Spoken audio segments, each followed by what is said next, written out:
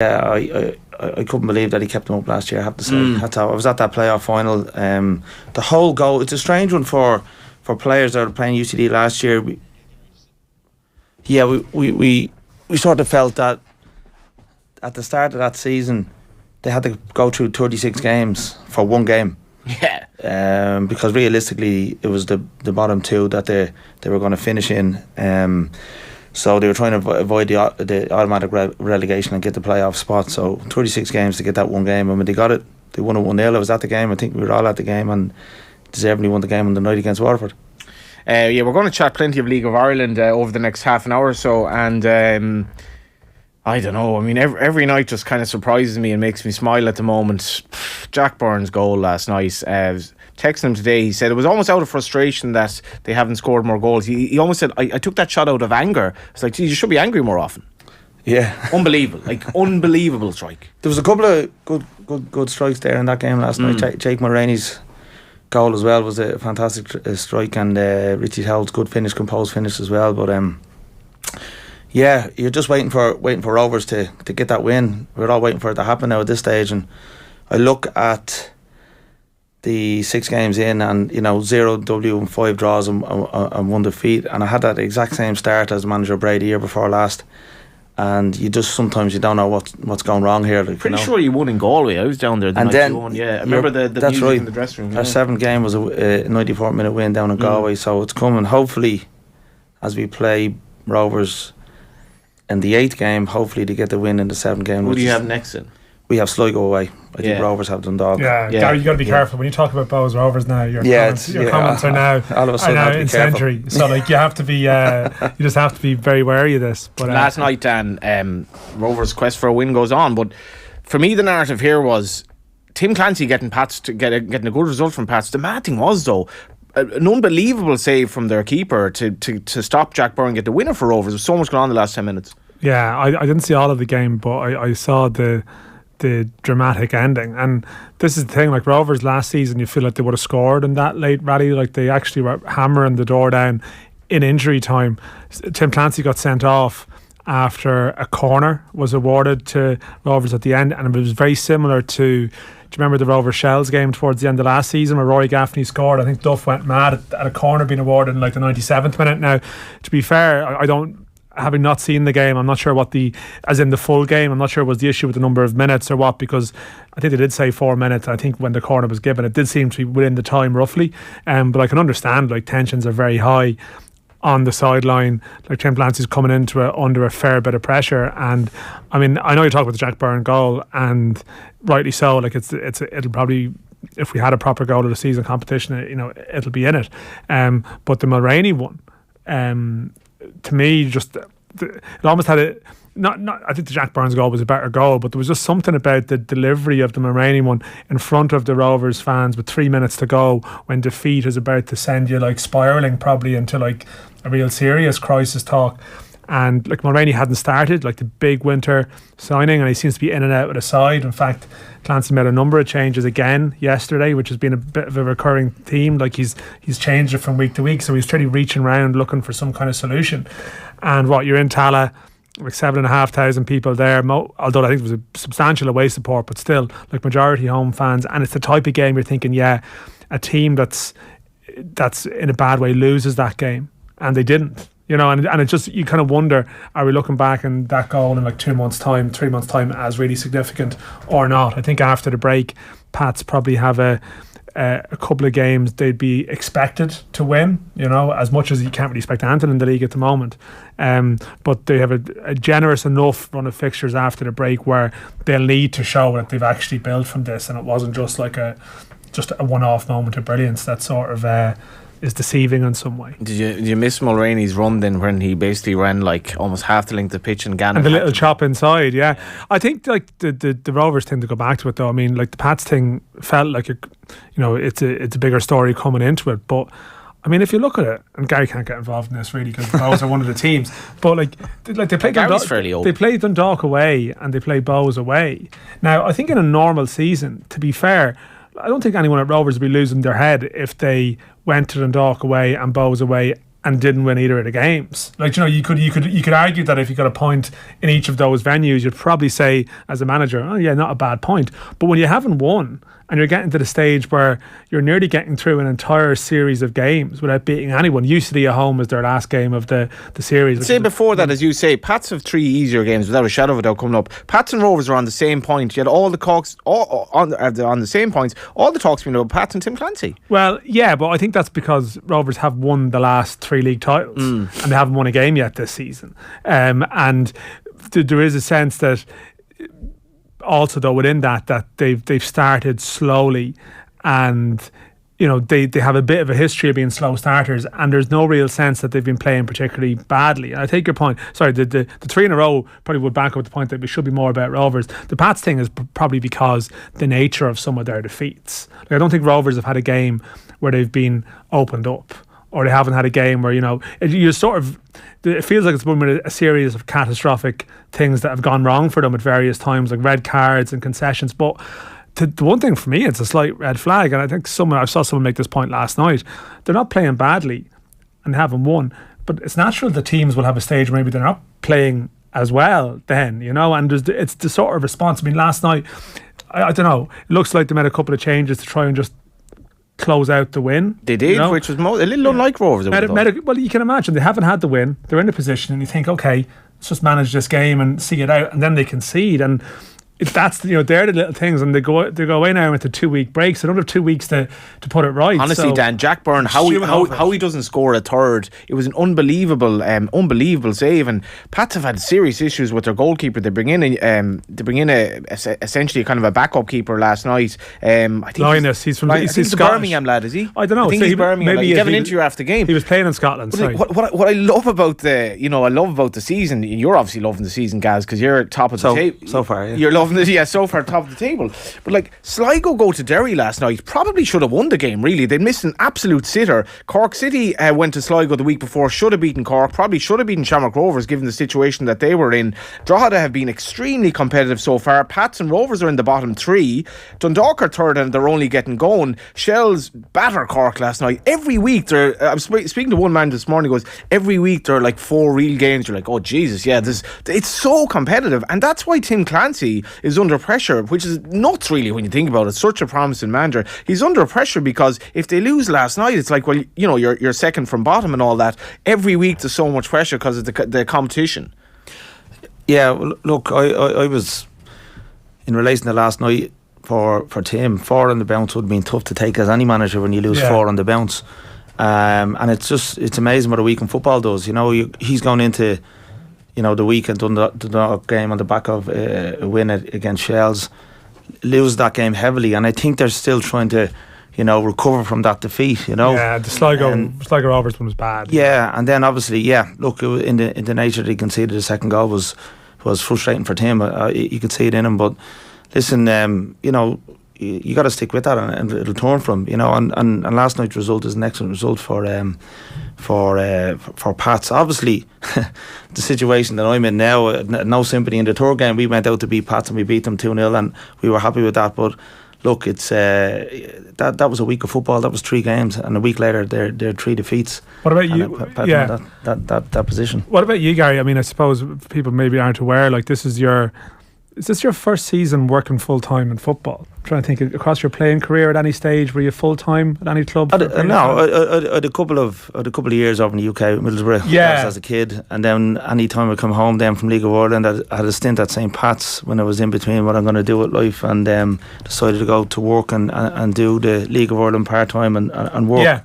So to answer that question, and I think I said it before, I had this, you know, born an ambition to do full-time football in League of Ireland, and so when the opportunity came around with Declan, I was glad to take it. Yeah. Do you know yourself now? Because I assume the last couple of years it's been busy trying to juggle work, and now you actually can just concentrate full-time on a football job like that. Like, is it better? Is it worse? Like, are you still thinking of? I mean, you're probably thinking about 24/7 when you're a manager. Is it any different as an assistant? No. Like, what's the no? In that respect, no. You're still thinking about it 24/7. You know, we're all there to help each other. I'm there to help Declan and Dexter and likewise them to me. So constantly, you know, preparing and and getting ready for the next session and the next game. And am I enjoying it? Yeah, because we're winning at the moment, which is a great feeling. So it's definitely something that I'm sort of a different person at the moment, to be perfectly honest with you. You know,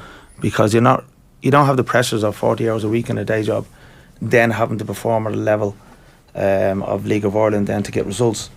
So now I look at it and go, if anyone wants to achieve anything in the professional game in League of Ireland football, it has to be full time. Yeah, you can't have the distractions of anything else other than your football job. We'll talk about this a bit more maybe afterwards, but you speak about full time, and it's been spoken about a good bit this week. Stephen Bradley spoke about it in light of the under-17s amazing achievement under Colin O'Brien and all that.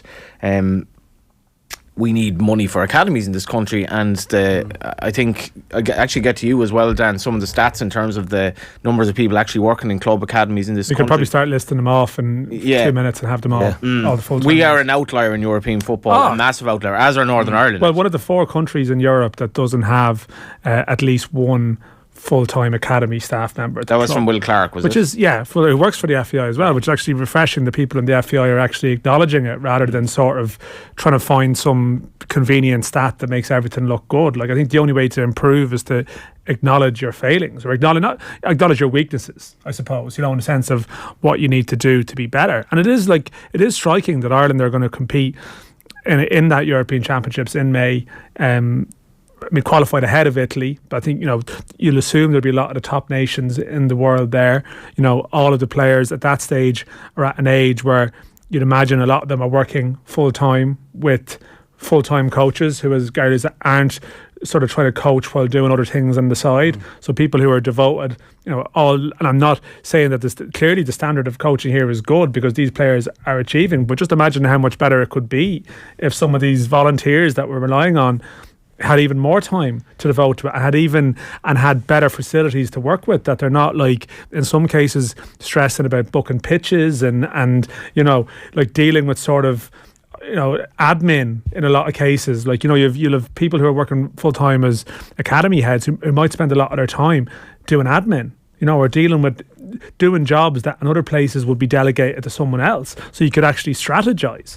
So, like, our hands are completely tied behind our back in this country in terms of what we try and do, and yet actually doing pretty well. And it has to focus the minds, because naturally, like, people look at people tune into these big tournaments, these underage tournaments, and it's just the nature of it. Like, you can get these discussions going in February. It's like, when it's a quiet time. But like in May, everyone will probably be watching these games. Presumably they'll be on in some forum, and people are looking at players, and it's great that there's 16 of them from League of Ireland clubs, and that's terrific. But you can't really look for a pat in the back on that. It's more a case of just getting people energised and alert to what's wrong with this. I think it was a national scandal that we exported so many young kids in this country and thought it was grand and let them off and for England look after them, including Damien Delaney, who was one of the prodigies who obviously went to England, had a great career, which makes you an outlier, Damo, probably one of the very, very small number of percent, not to mind to play Premier League level, but to play I suppose professional football in England. Welcome to the show, first of all.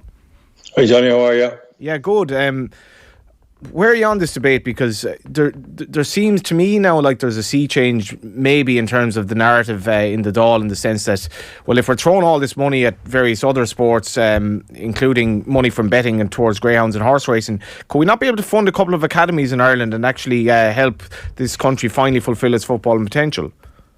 Well, yeah, that would be the dream, really. And I think that might be accelerated with the fact that a lot of kids can't go to the UK. I think for many years that was a convenient route, that as soon as they turn 16 or were eligible for first year YTS, or the equivalent now of what it's called, then it was just easy to outsource it, I suppose, and that was just a natural route. But I suppose with the rules changing and Brexit coming in, we definitely, obviously in an ideal world we could still use academies around Europe, but in an even more ideal world you'd want to have something here for them, because that 2 years of development, that they would have got in the UK at full-time academies, that some young fellas might miss out on, that's a pivotal 2 years. That is where you kind of figure out about being a professional, and we can't have a generation or generations of kids missing that window. So I think it is an immediate problem, and we might not see the benefit or the the detriment of that until further up the road, in a few years' time when we're trying to produce players for the senior team. Damien, with all due respect to the 17s, with all due respect to the League of Ireland, does it surprise you that an essentially, not fully, but nearly homegrown under-17 squad can achieve what they have? It doesn't surprise me because, Colin O'Brien and Dave Myler, they would have got the lads motivated and organised, but if you're looking to maximise it, you can't just say because Colin O'Brien did it with the 17s that's now the norm, that we can do it and we don't need academies. You won't always be producing generations of players. You'll have to work with kids to be consistently doing it. That could turn out to be an outlier in the future. It's difficult, but you have to have kids in full-time football, or maybe not full-time football, but you have to have contact with coaches and grass and learning how to be a professional footballer. They're the formative years. And the League of Ireland has done great, but training on Tuesday, Thursday nights, doing gym sessions before or after school or whatever the situation is very, very difficult, and I don't think that's conducive to consistently producing young kids. Yeah, I think, Johnny, it must be said that the 17s qualifying their age, we have qualified for those tournaments at that level before. What it's shown is that the switch from maybe the old model of the people with schoolboy clubs towards the League of Ireland clubs hasn't been an issue in terms of their ability, and hopefully some of those players are getting, I remember a couple of years back speaking to Caoimhín Kelleher, who qualified, he was part of an Irish team in an under-17 tournament. He was at Ringmatton at that stage, and he was only going to Liverpool, I think, that summer. So the big age group really is under 19, in the sense of looking at the under 19 squad that was named. They're playing actually in Wexford in the coming week in their qualifiers, and it's going to be really interesting to see how that group do, because that squad includes the likes of, say, a couple of lads who've gone to England over the winter, the sort of generation of Franco Ume down in Cork and Marco Mattany, and there's a kid from Cliftonville in there, and Sean Grehan, who was sort of with Bohs and then sort of left, and that sort of crop of lads, and they are the ones that have spent in a lot of cases, 17, Justin Ferrazai, they've spent their couple of years in Ireland when they probably previously would have gone away, and let's see how they do. And as we know, as Gary knows, you've got James McManus in, who's doing his leaving cert and training with Bohs Monday, Tuesday, Wednesday, or whatever days you're doing in the morning, and then doing his school. The only real option, and this is going to be the issue with that under-17 team, those who aren't already, if they want to train full-time, as Damo mentions, they basically have to go into first-team squads. That's the only place in which they can train. And that's great if you're, you have people like a mentality like Evan Ferguson and Gavin Bazunu, and we see these who are almost ahead of their age in terms of maturity and mentality. So almost about it. Yeah, exactly. And but clearly there might be some lads at this age here, 16, who may be better in with a full-time under 18s because they're just not, they don't want to be around senior men at that stage. How does that work? And that's the issue we have here. How does that work in terms of education then, guys? Look, the James McMahon is a perfect example at the moment. James cycles into training, does his training in the morning with ourselves. He's an outstanding young footballer, just turned 18 there the day before Paddy's Day. And then off he goes on his bike and he goes back to school. Education is massive. As a parent, you want your child to be able to mix education and sport. I look at the likes of Robbie Benson for Dundalk. He has his qualifications masters from UCD, and he's a professional football player. And as a parent, that's what you want. So James McManus is academically really, really good, and he's an exceptional footballer. I mean, he's an exceptional footballer. He's played the last 3 games for us, and he's ran the midfield. Really? So yeah, absolutely. I have no problem saying that. And that lad has a bright future in the game.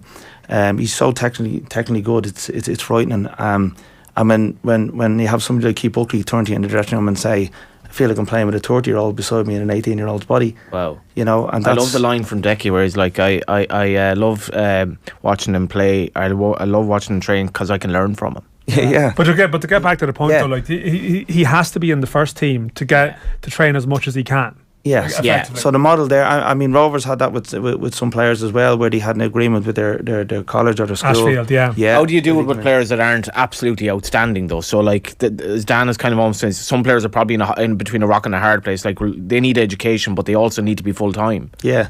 Well, look, for me, you need to get dedicated schools towards that. This is what we do.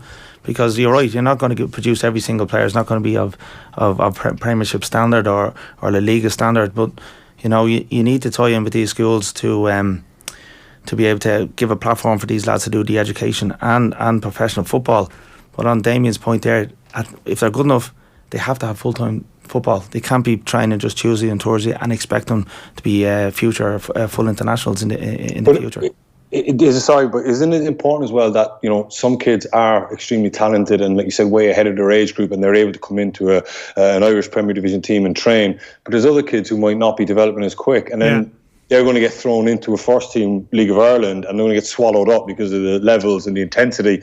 You know, they need to train in their own age group, and then when they graduate from that, it needs to go up. So that kind of brings it full circle to the point of we have to have the academies, you know, and they have to get full-time academies. It's easier said than done, and, you know, I suppose, I don't know if the government are going to throw money behind it. You know, that might not look great when you look at the history of the FAI. You know, it might be difficult for that, but we're going to end up hurting ourselves in the future if we miss out on generation after generation of kid. Yeah, there is a proposal going to government, I think. Yeah. Due course. Okay, yeah, Dan, we might talk about that more after 3 o'clock. Just very briefly, do you have any interest in rugby today, lads? I was listening to the show on the way in. That's it, Dan. I wouldn't be. No. Yeah, it just does go to show like that we have a big week ahead as well in terms of the football, and not everyone is actually infatuated with rugby as well. So there's and we'll get into that debate as well. Like, where does Irish football go in terms of getting, I guess, the recognition it deserves? Because there are other sports obviously that are probably better looked after. I would We're argue. not getting into that debate, are we? Oh God. Yeah, we absolutely are. We will be back after break. We've loads to discuss and loads to come with the three lads. Need ink, toner or office supplies in a hurry? Shop local at 123ink.ie. Printers, paper, post-its, pens, batteries in a panic? Shop local at 123ink.ie. This Daffodil Day is the day we take back from cancer. So please, donate now at cancer.ie. Greener choices are the key to a sustainable future. That's why Energia is leading the way in renewable energy technologies like wind, solar and battery storage. Because the choices we all make today will change how we live tomorrow.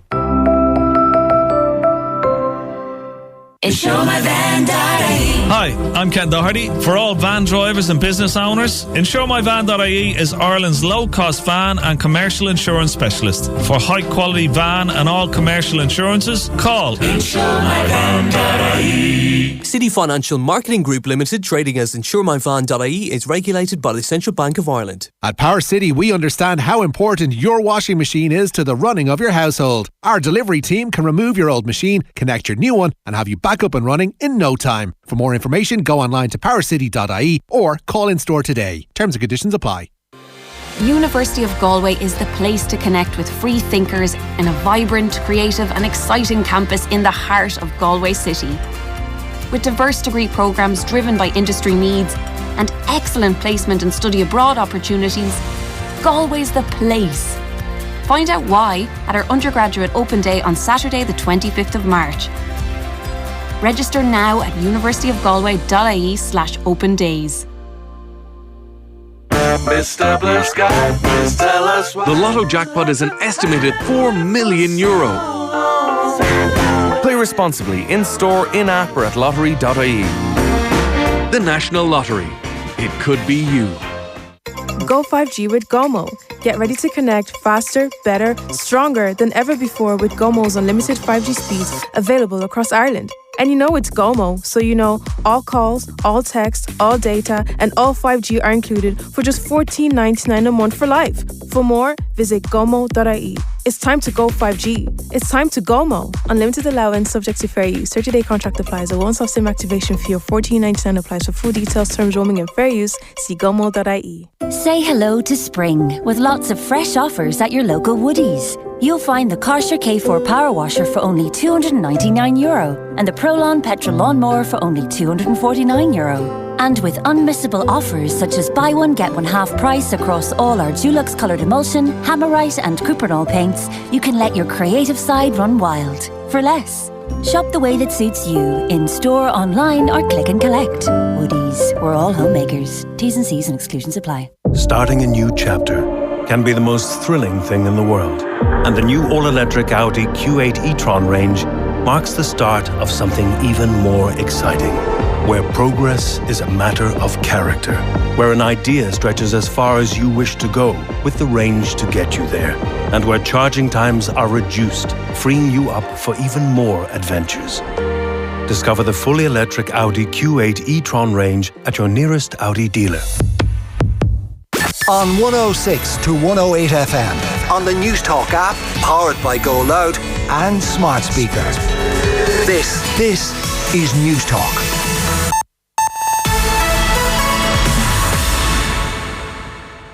It's 3 o'clock. Good afternoon, I'm Ellen Butler. The International Criminal Court's decision to charge Vladimir Putin is justified, according to the US President. Joe Biden says his Russian counterpart has clearly committed war crimes.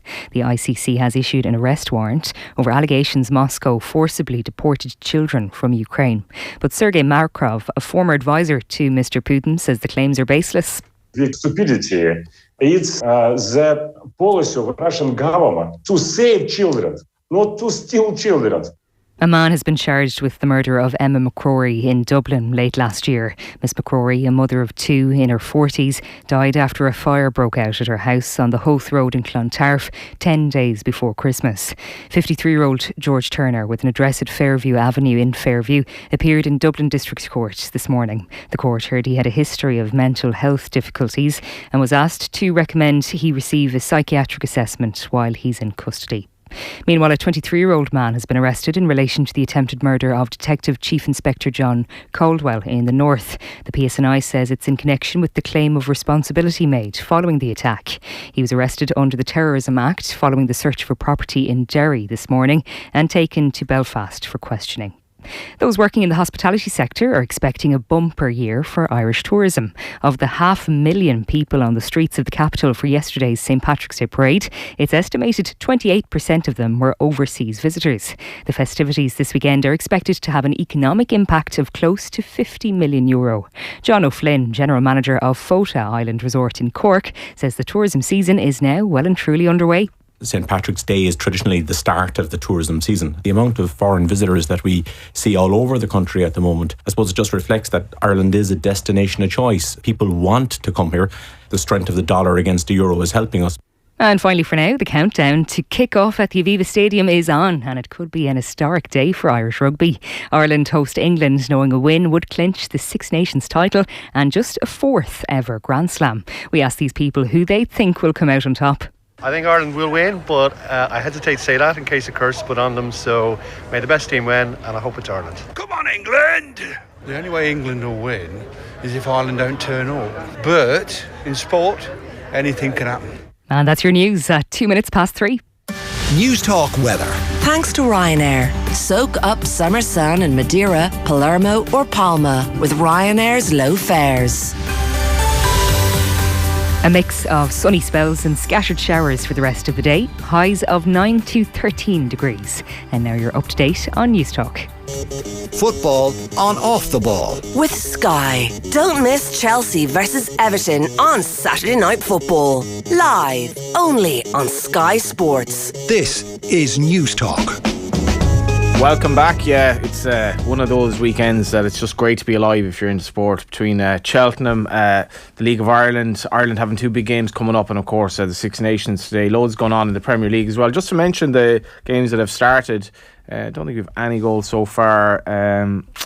Villa v Bournemouth, Brentford v Leicester, Southampton v Spurs. Obviously a big game for our own Gavin Zuna. We're going to talk about Ireland later on in the show.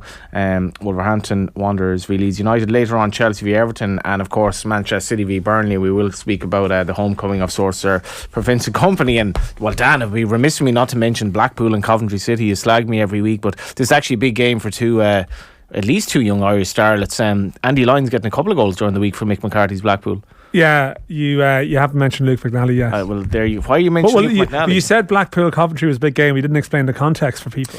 So you're expecting people to be tuned into the workings of your mind. Regular shows know that you're constantly sniping me because fan of our podcast, Luke McNally. Yeah, it's like Johnny's mates. you know. And, I wouldn't go as far as say maybe acquaintance, but he's actually doing very well. Wedding invite if I ever got married, like, you know, just to have a good table of kind of League Johnny, of Ireland if you get characters. married, you'll invite none of your friends, and you'll just invite various League of hangers. Ireland You'll invite personalities. hangers on from the One-time politicians. You'll send them out, and whoever's in vogue that week, you'll invite them on WhatsApp the week. But Brent Pope will be there. Devon Toner going, what the hell's going on? Yeah. Gaz, you'll come, will you? I'll be there. I'll cycle in for you. Yeah, that's nice. Yeah. I don't even know what I was talking about here. Yeah, so we've loads to get through on it. A few of us are in the same boat with that, Johnny. Yeah, that's nice. Yeah, it's good to see you've good to see you're enjoying the show as ever, Dan.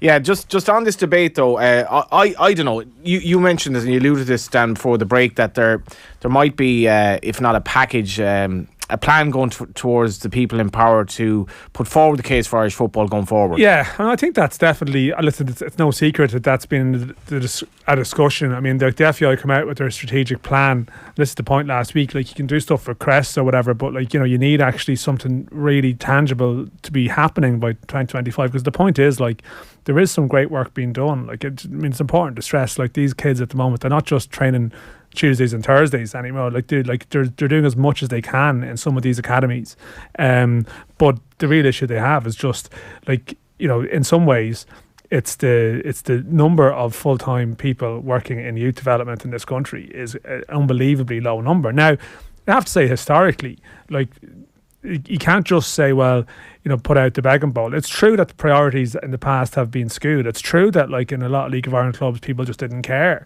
you know, or see the value of it. And, like, that is accurate. But I think it's, you know, I think they're coming from a place now in terms of lobbying that it's like, okay, we actually are doing a lot of positive work here. We're trying to do the most that we can, but now to get to the next level, we need more. Like, I think that's why, in a way, like, qualifying for a tournament with that is a great funding argument, as opposed to maybe a team that's getting hammered and just like, we'll just throw some cash at us. It's not a case of that. And I think as well, and I would presume with this, like, it's not just a case, again, because sometimes you have this debate and people say, well, this money will be thrown up against the wall, you know, this will be squandered, you know, look at the FAI was, as Damien also alluded to, like, the FAI was, you know, was bailed out, like, and it's true. But, like, I think, again, whatever way funding, this could bring us down a complete rabbit hole, like, whatever way funding and the FAI and all these things happened in the last 10 to 15 years, I think people weren't really empowered to go looking for some of the stuff themselves. Everything seemed to have to be managed by the FAI. You have a big AGM where all these checks were being produced, and a lot of that was actually, you know, it's state funds that was just being, for whatever reason, political purposes, have been trying out in a particular way. Like, league clubs here didn't really know how to go about getting money. They weren't organised to go about it. But I think whatever they do now, it has to be very targeted, and it has to be to do with education. It's not just a case of, you know, an open check. It's a case of saying, you know, clubs are doing more now for younger players. You know, we have responsibility to people, you know, that we didn't have before. There's a whole generations of players who were exported at 16. What can we do for them now, you know, to give them a better grounding in football and education? And I think there's a strong case to make, and I think it helps that they're definitely maximising the resources they have at the moment. So do more, and that's the point, I think, that will be made. But I think the FAI need to, I think people on the ground probably have heard I think it's worth stressing this, like, you know, and I encounter it from people I speak to. I suppose people have heard for the last couple of years, yeah, you know, keep spending on your underage, like, there is going to be support coming, like, support will come. They haven't seen it naturally, and at a point, like, they, you know, that does need to happen. Yeah, and today we're brought to you by Sky. Get all the football you love in one place across Sky Sports, BT Sport and Premier Sports. And 2 big goals already, actually. Only 8 minutes in. Wolves 0, Leeds United 1, Jack Harrison, Villa 1, Bournemouth 0, Douglas Luiz. And Damo, I was on a Cheltenham panel there a couple of weeks ago, and Man United were playing Liverpool, I think it was the day before, and I said, how would we're talking about the Supreme Novice Hurdlers. It's the first day of the Cheltenham Festival. Big race, one of the biggest races in the calendar in terms of turnover. And I said to the bookmaker representative, I was like, how would the turnover on Man United's Liverpool actually compare to, say, the Supreme Novice Hurdle? And he looked at me as if I had 2 heads. Not even in the same country. The betting on football, the likes of that, is miles ahead of racing. Yes, we have a situation where, and I'm not arguing against the funding that racing gets from the government, but we have a situation where racing is effectively funding half of the prize money for a very, very prosperous race place at the Curragh or something like that, yet Irish football is getting next to nothing to develop its academies. I mean, surely a case can be made that we at least deserve some of the betting money that is accrued from all of this.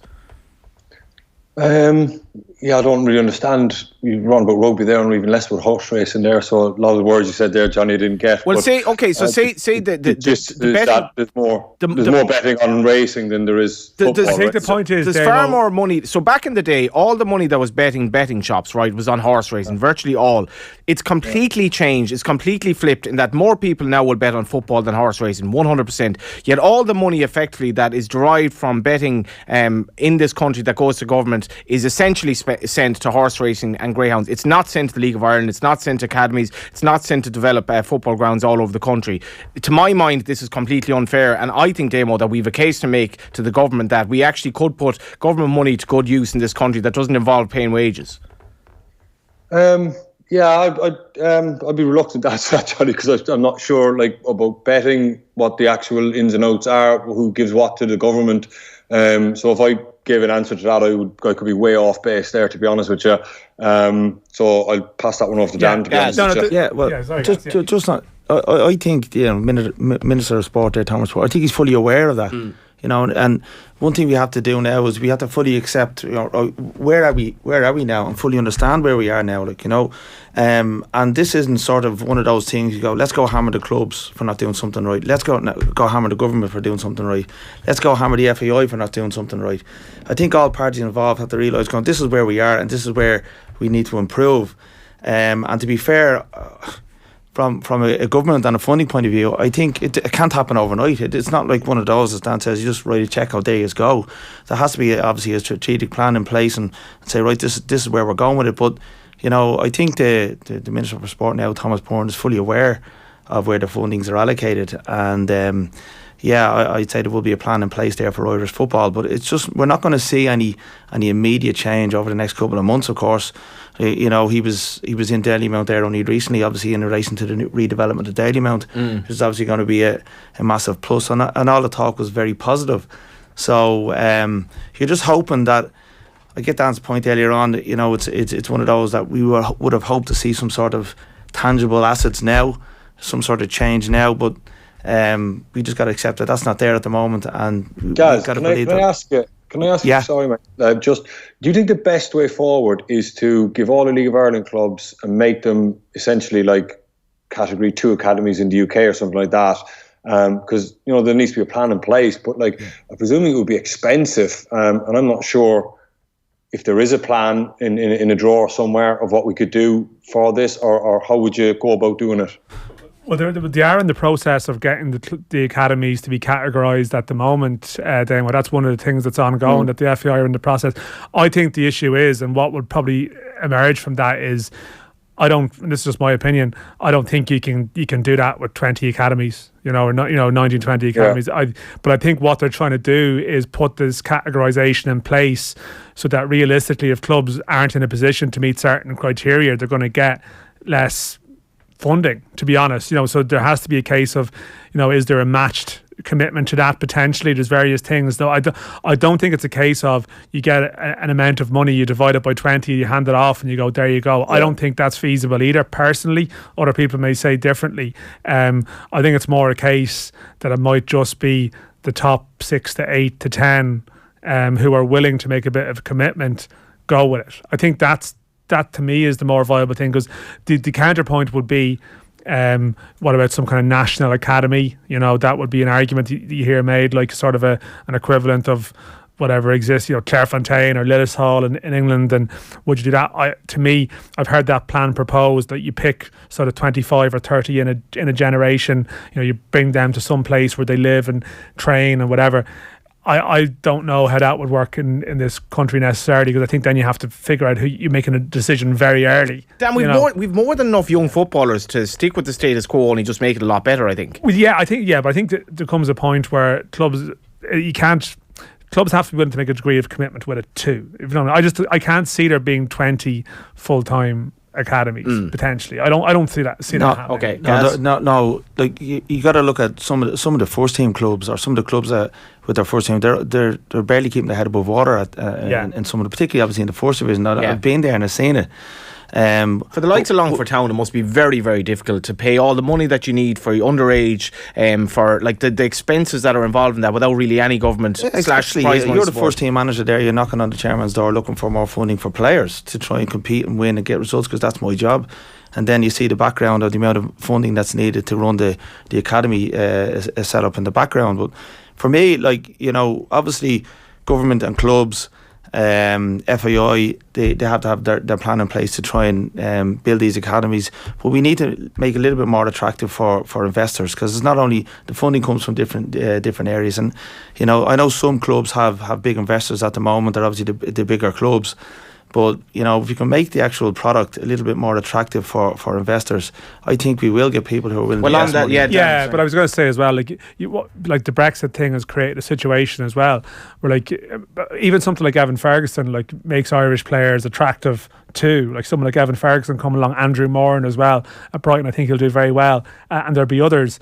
And I think obviously clubs, this multi-club model that's been talked, you see various investors from different places looking at Ireland, and like that's the thing with, you know, even various investors looking at clubs, they probably see that if you professionalise the academy structure, well then the players might also accrue a greater value as well for export, which, let's be honest, is going to be part of the business. I want to go back to the betting tax, because I think how it's explained, like, just you have to explain where this is coming from. It's a legacy decision that there's a 2% betting tax in Ireland, and 2 decades ago the government at that time made the decision that tax on any bets, it went towards the horse racing and the greyhound industry. Part of the argument in support of that, as you would know, would be that that funding is vital for, like, funding an industry that employs jobs as well. That employs X amount of people and X amount of jobs, and like that's obviously the argument.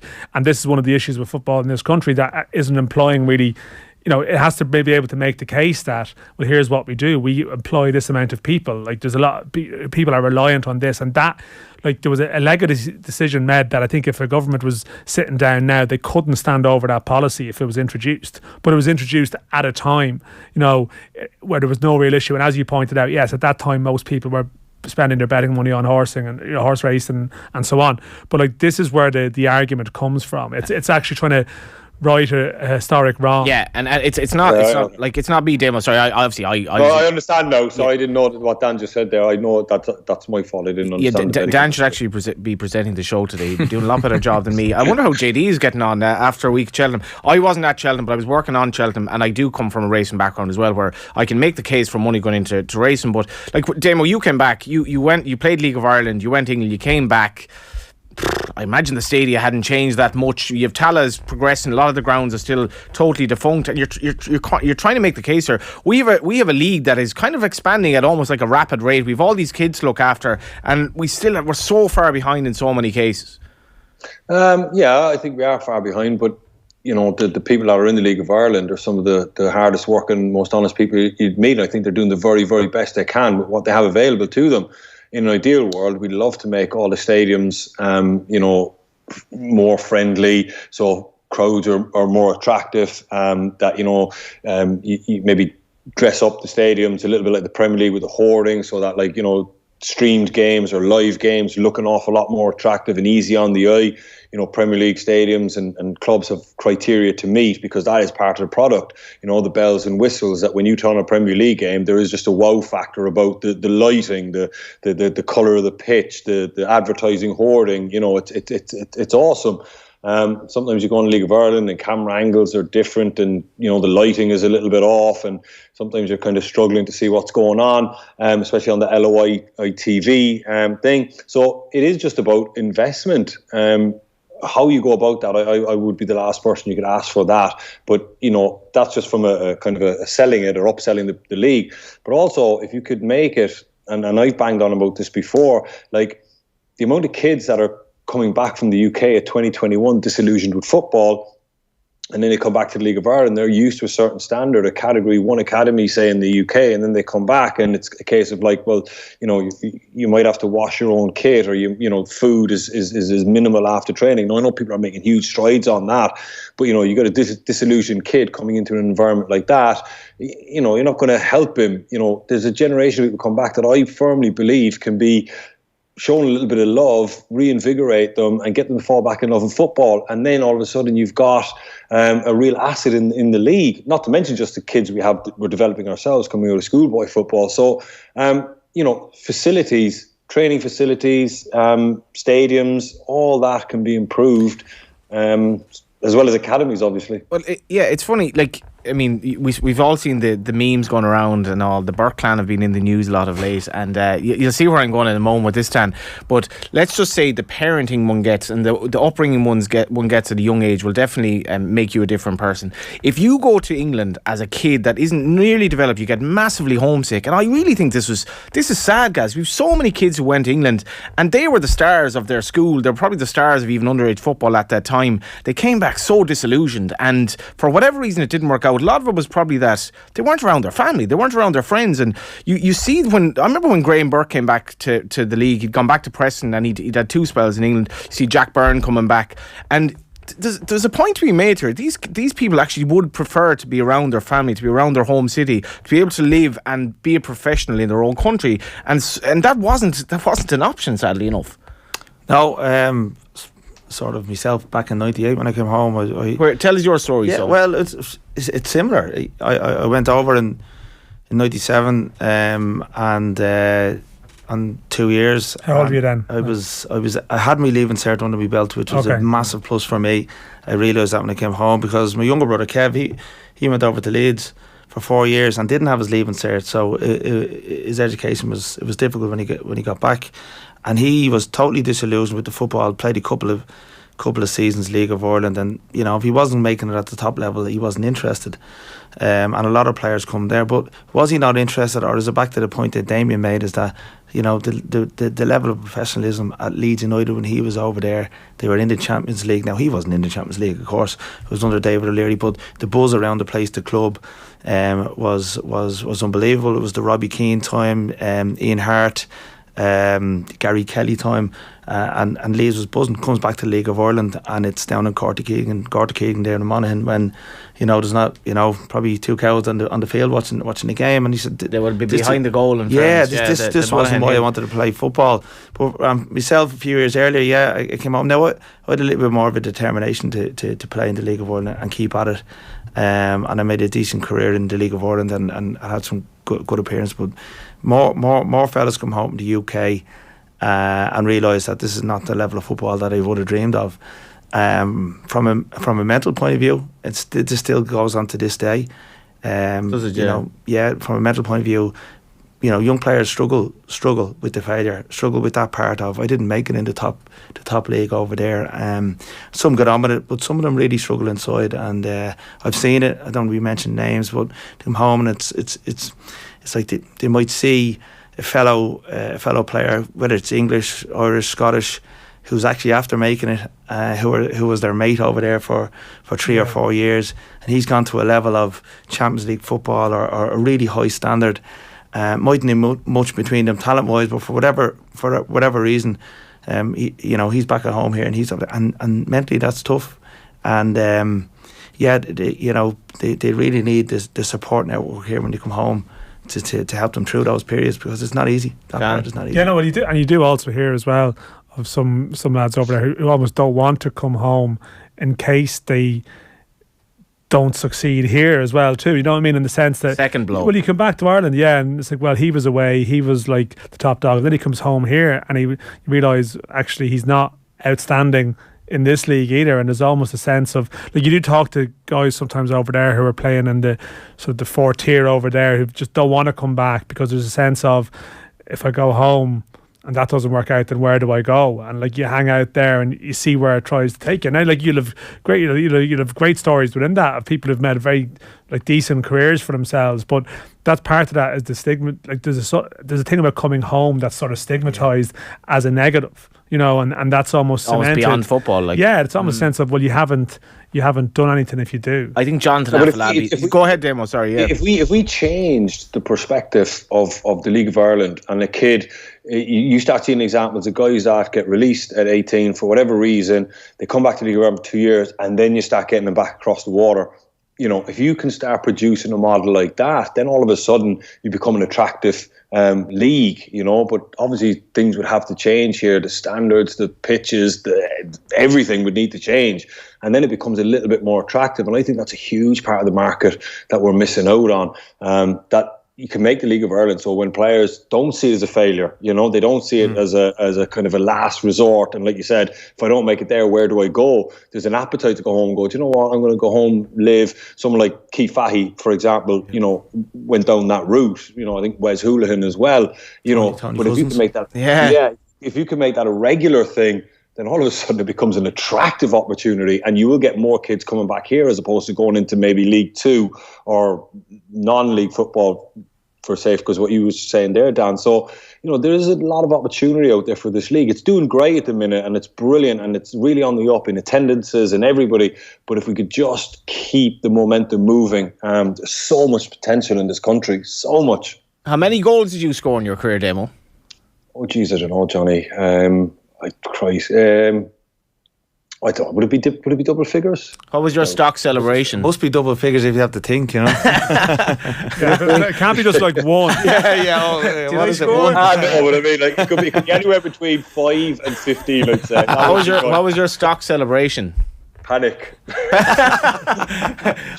had to be from a set piece anyway. It's another bad segue, but for some reason I'm always intrigued when a player scores and he or she goes over to the bench and targets somebody at the bench. So when Jonathan Afolabi scored his first goal for Bohs, he went over to Detzer, Derek Pender as he's otherwise known, but you told me the story behind it. Jonathan Afolabi for me is an intriguing example of this. So that he's widely hailed as one of these really good promising young Irish strikers. I think his first move is Southampton, then he goes to Celtic, comes back to the League of Ireland then, and obviously he's kind of an example of what we've been talking about. Yeah, he's had an electric start to the season. The only thing that John will say himself in relation to stats and numbers, because life can be all about stats and numbers now, is that he wants more goals. But he's played exceptionally well for us since the start of the season. And at this moment, we've young Dean Williams there as well. He's keeping him out of the team. We've James Akintunde, who can play a number of positions. But at this moment in time, I just say to these players, it's John's time at the moment, and it's his time to shine. He's had a couple of failures, as you said, with Southampton and Celtic. Failure is the wrong word, though, isn't it? Sorry, it probably is. Do you know what I mean? It's like disappointments. Yeah, disappointments. Yeah, it's like, sorry, that's like it's like backing a horse at 7-1 that didn't win. You said that failed. It was like, well, you didn't expect it to win. The odds are so stacked against you. There's so many players that you have to be better than. Sounds like my Chelsea. Johnny, I used that phrase there. Johnny, I apologise. You have to hopping on me there, and I wouldn't mind. I was called a failure. Failure is the wrong word, but people will see that, and you'll have that in your head. Well, thanks. I'll take that. Yeah, no, it is. A couple of disappointments, but look, he's in form at the moment. He should have. Listen, he did actually score last night. Was ruled out for a ball over the line. It didn't look like it was, but that's gone now. Honest question though, what did he make of the standard? Because anecdotally, people who come back are like, "Geez, the League of Ireland's actually, it's not bad." Me or John? John. Listen. Everyone's out to get him. A centre halves know that there's a hell of a fight coming up with John. So and he's giving and getting. John just wants everything to happen for him now, obviously, in relation to playing games, scoring goals, and God knows where that'll bring him. But he's had a really, really good start to the season. But look, long may continue for him. It's one of those for John. If he can add goals to his game, I think it could be a case, like Damien was saying, that he could end up going back across. Who knows? Because he has the size, he has the power, he has the presence.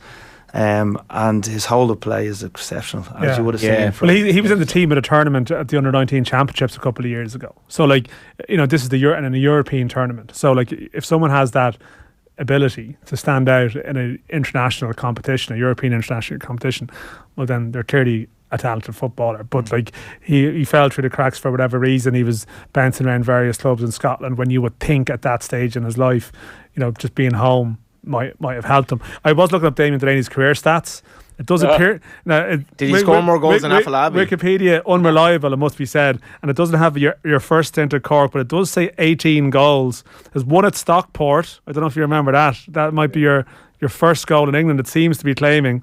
And then 5 at Hull, 2 at QPR, 2 at Ipswich, 6 at Crystal Palace. And then it says 1 each at Cork and Waterford when you came home. I don't really... One was an OG for... Well, yeah, I'm trying to remember. When he passed straight into the net in the Dalymount. I hear you. Why did you have to bring up Dalymount? That was me that brings up Dalymount. Sorry, David, sorry. He didn't scold you like Johnny just did there. Yeah, sorry. Please, all right? We'll have more Damien Delaney memories after the break. Before that, a couple of high-profile goal scorers in the League of Ireland today. Anya Gorman scored for Shamrock Rovers, Jessie Sale scored for Shells, and Sarah Rowe scored for Bohs in Terryland. So yeah, she's kind of diffusing. I'm not back here to play for Ireland, but she's obviously doing her cause no harm. She scored. So Bohs beating Galway 1-0 at the moment. That's the latest score. And oh no, Ronan Collins scored twice. Waterford 2, Bray 0. I'm being a bit biased here, but you've been a small bit biased, Sean. A little bit biased. Could you be in some way professional, if at all possible? Yeah, well, that ship has sailed. So yeah, a big score there. Waterford 2, Bray 0. That's half an hour gone. Oh no, isn't it acceptable? People are there going like something bad has happened.